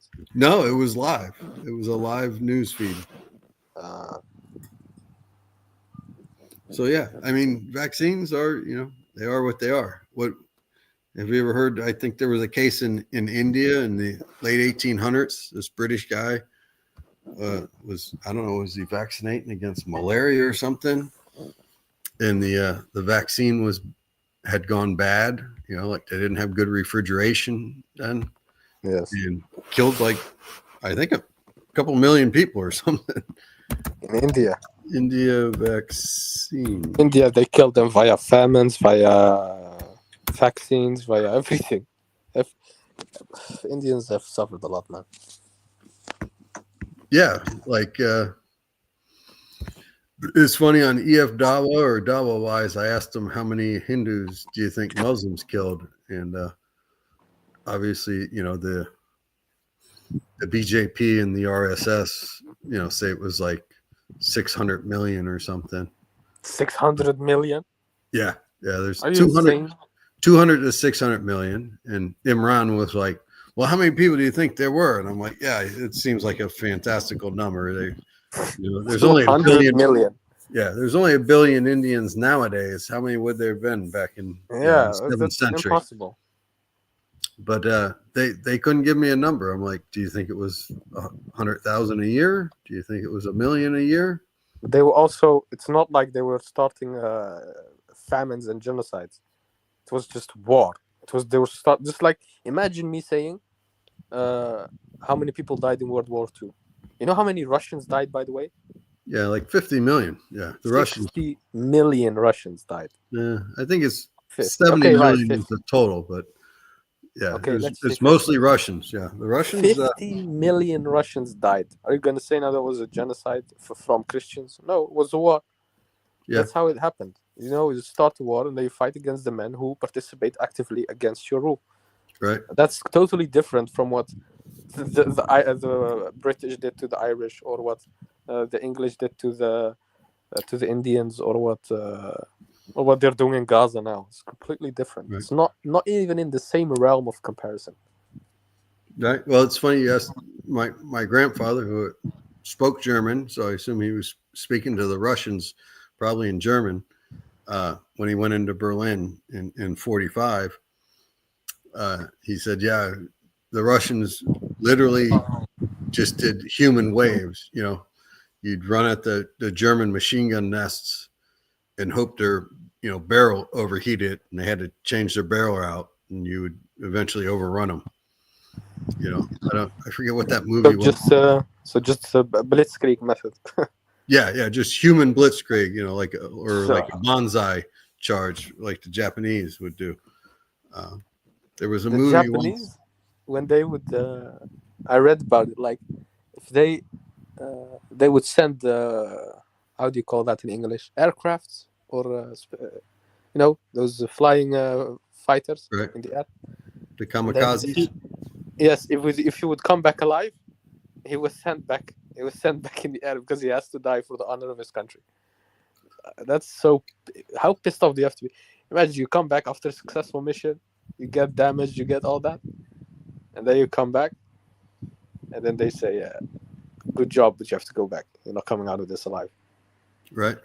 At least send someone else. Sure. The Japanese, I think they're saying, is either come back a victor or come back on your shield. Either die in battle or win. Yeah, but they always had this seppuku mindset. You know what seppuku is? If you It's where you don't win, stab yourself, yes. like you don't- Hari seppuku. Yeah, it's harikari. Yes, that's the name. Yeah. If you survive but lose, you have to die anyway. Yeah. If what was the Tom Cruise movie, The Last Samurai, where the general stabs himself and then the one guy beheads him. But it's actually funny. I remember years ago I was watching the History Channel back when they actually did history, and they talked about the samurai, where they did this whole no surrender thing. The guy said, "Well, that came about during there was a long time of peace where the shoguns had united, under Imperial Japan, and the samurai weren't actually." For a couple hundred years, there weren't really any big wars or anything, and that's when they kind of became poets and whatnot, and that's when the rules were written about how you can't surrender. The guy who wrote those rules was never in battle. If you go 100 years before that, you'll get all sorts of, we were losing, so we retreated. We regrouped, we fled. It's way better to Right. to just We die. were outnumbered, so we turned tail and we ran, But it was only during the time of peace where this guy came up with this, like, where everyone becomes you can brave. never surrender, The guy was never in a battle. Yeah. Insane, isn't it? But in Florida, is the cost of living has it gone up a lot, or is it normal? Yeah, property values have gone crazy in the But last like groceries and all that stuff. 20 years. Groceries aren't that bad. I mean, I don't know. It's weird. Eggs. Everybody makes a big deal about eggs. And, How much do 30 eggs cost in America, where you are? well, we sell eggs by the dozen, so by 12s generally. Oh yeah, that's also possible. I don't know. I think they're like $3-4 now, but I mean, Oh, that's pretty expensive. yeah. I remember actually pre-pandemic, pre-2020, I went to Aldi's, right, which is a German. Yeah, I know Aldi. Store. You guys got Aldi's, right? Dozen eggs were 56 cents. Yeah, bro. I was like, how is this even possible? Like, it's not even 6 cents an egg. I mean, what are they paying the farmers? 2 cents for an egg? Then you got to transport them, and it was like crazy. And then Wonders. eggs went crazy. Of course, apparently we had a bird flu outbreak, and they ordered millions of chickens slaughtered to keep the spread of the bird flu. So when you don't have, you eliminate 30 million chickens, you eliminate a lot of eggs. So Chicken genocide. it was a chicken genocide, no doubt about it.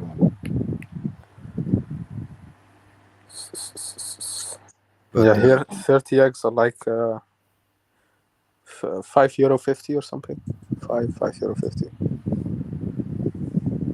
yeah, I was just actually my first trek into the old world. I was in Germany in May, and But you also earn a lot there in America. It's not like here. Here you don't earn much.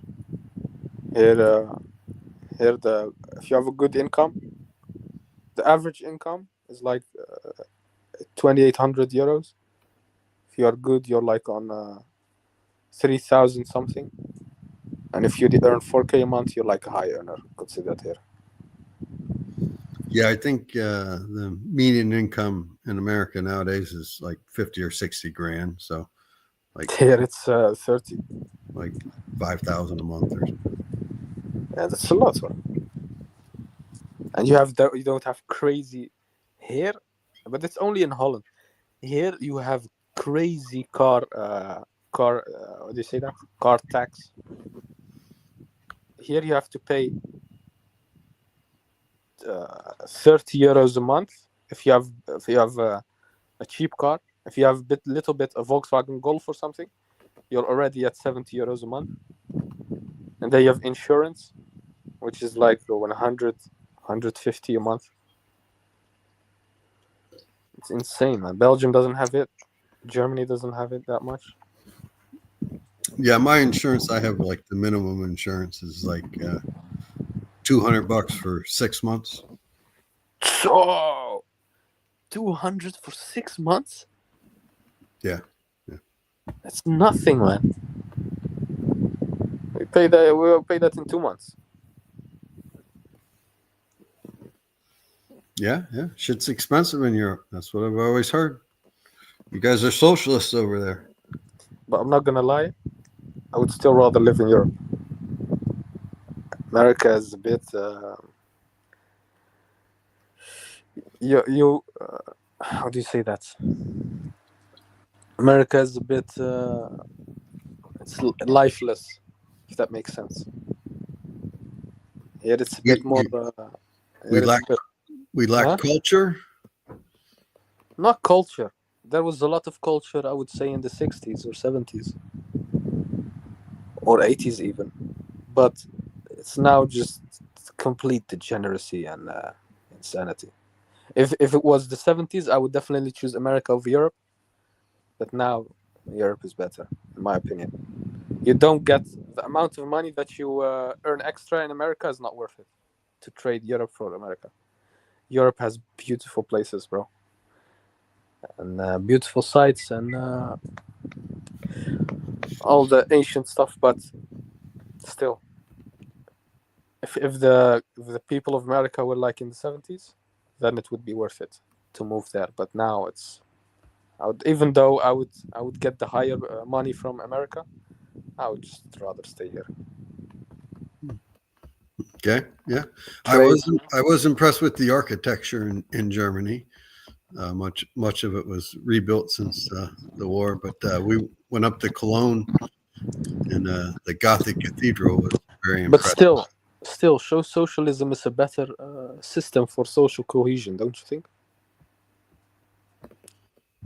Yeah, I mean, sure. If you force everyone to get along, they'll get along better. I mean, I don't know. I'm this idea of individualistic freedom and it's I don't know. I mean, America has gone a little bit too much of the way of capitalism. I mean, capitalism is not bad, but America has done it too much. It's not good. In Europe, at least you won't die of a disease. If you get a disease, you're not completely finished. If you get severe type of cancer, you pay $300 and then you're set. Then you get all the treatment you need. America, if you get cancer, you're done. You're bankrupt for the rest of your life if you're not insured. Yeah. I mean, it depends. If you're over 65 and you got Medicare, you'll be all right. My sister had ovarian cancer that was supposed to be like 95% fatal. She survived it, but she's quite wealthy and she pays, I don't know, I think $3,000 a month or something for her medical insurance. $3,000 a month? Yeah. We pay $100 a month. 150, 100. Right. I just signed up for new medical insurance for $500 a month. And so we'll see how that goes. That's insane, man. Isn't that really expensive? $500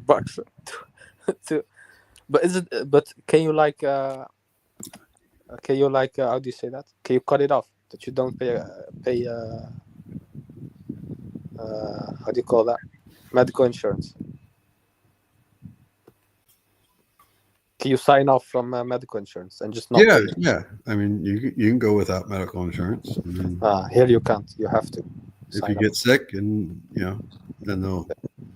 But can you then imagine you find out you have cancer, and then you immediately sign up for medical insurance? Will you then get covered or not? Right. No, that would be considered a pre-existing condition. You can't go. So you're screwed then. Yeah, you can't go your whole life without medical insurance and then say, "Oh, fuck, I got cancer. Let me get this insurance." They'll be like, "No, It's too late. too late." Yeah, you've had to pay into the system to be in it. But imagine he doesn't have someone doesn't have the money, and then what? He just dies. Usually, you just run up the medical bill and then you never pay it. But how can you not pay it?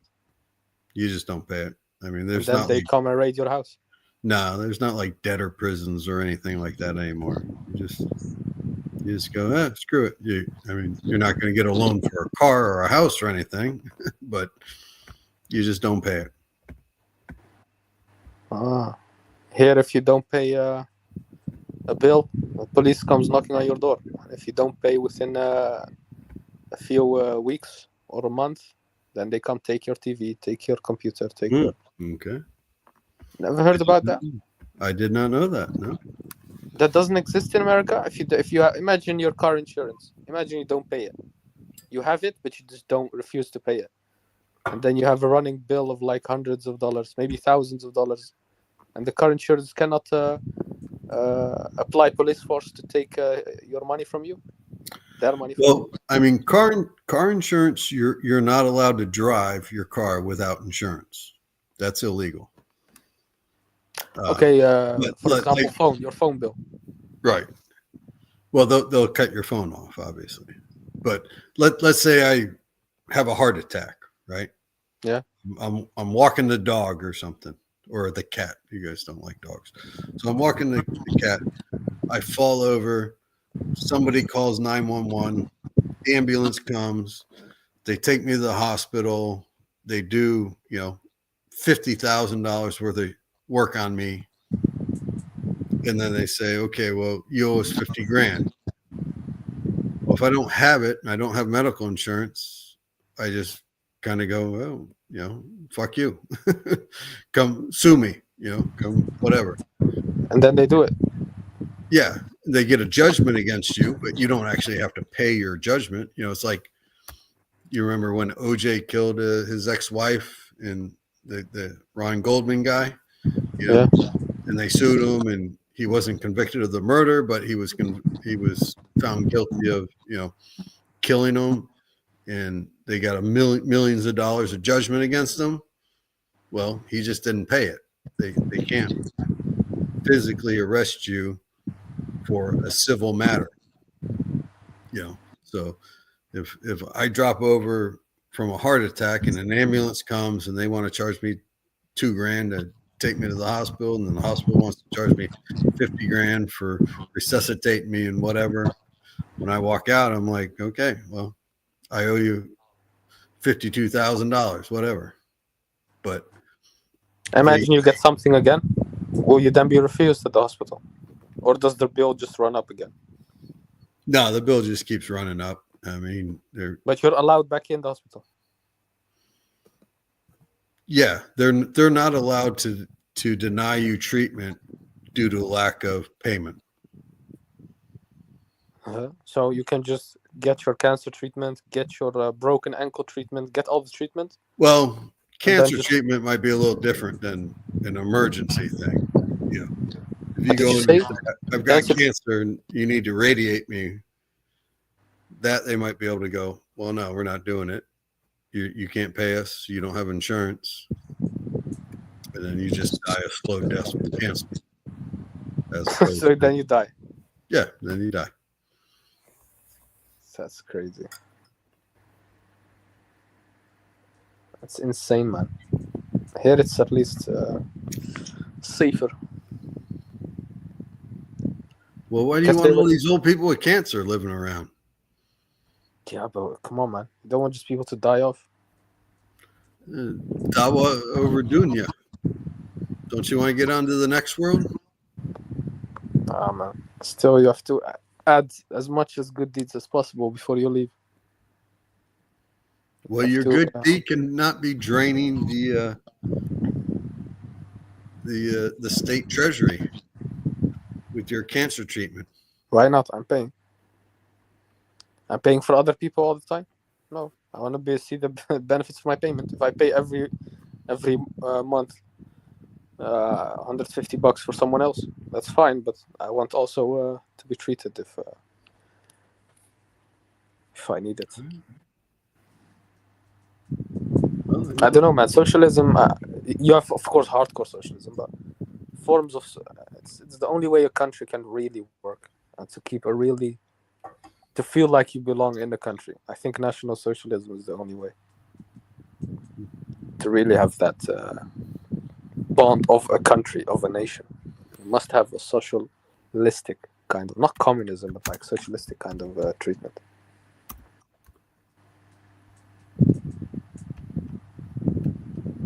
all right, I'm throwing up a video here in the back. Can you pull it up?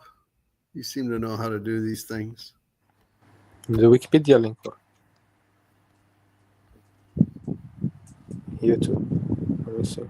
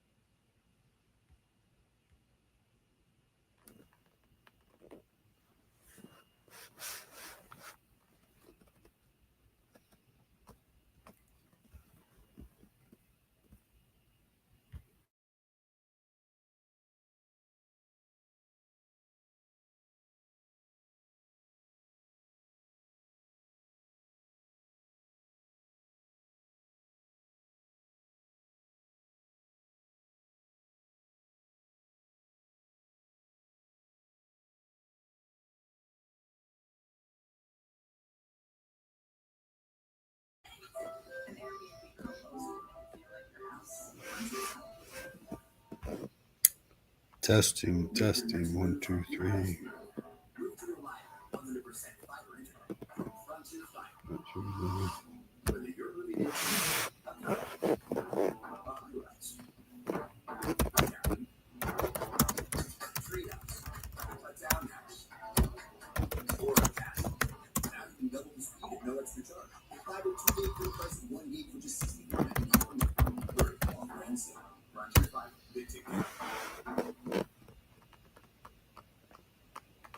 Television City in Hollywood.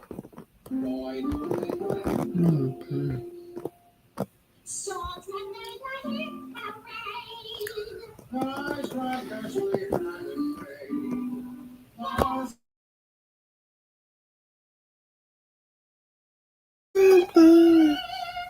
girls for girls and man for man. It's the way they use and never try to prove it right.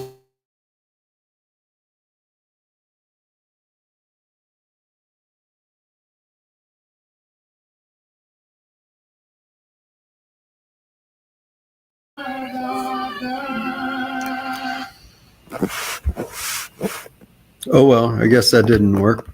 But,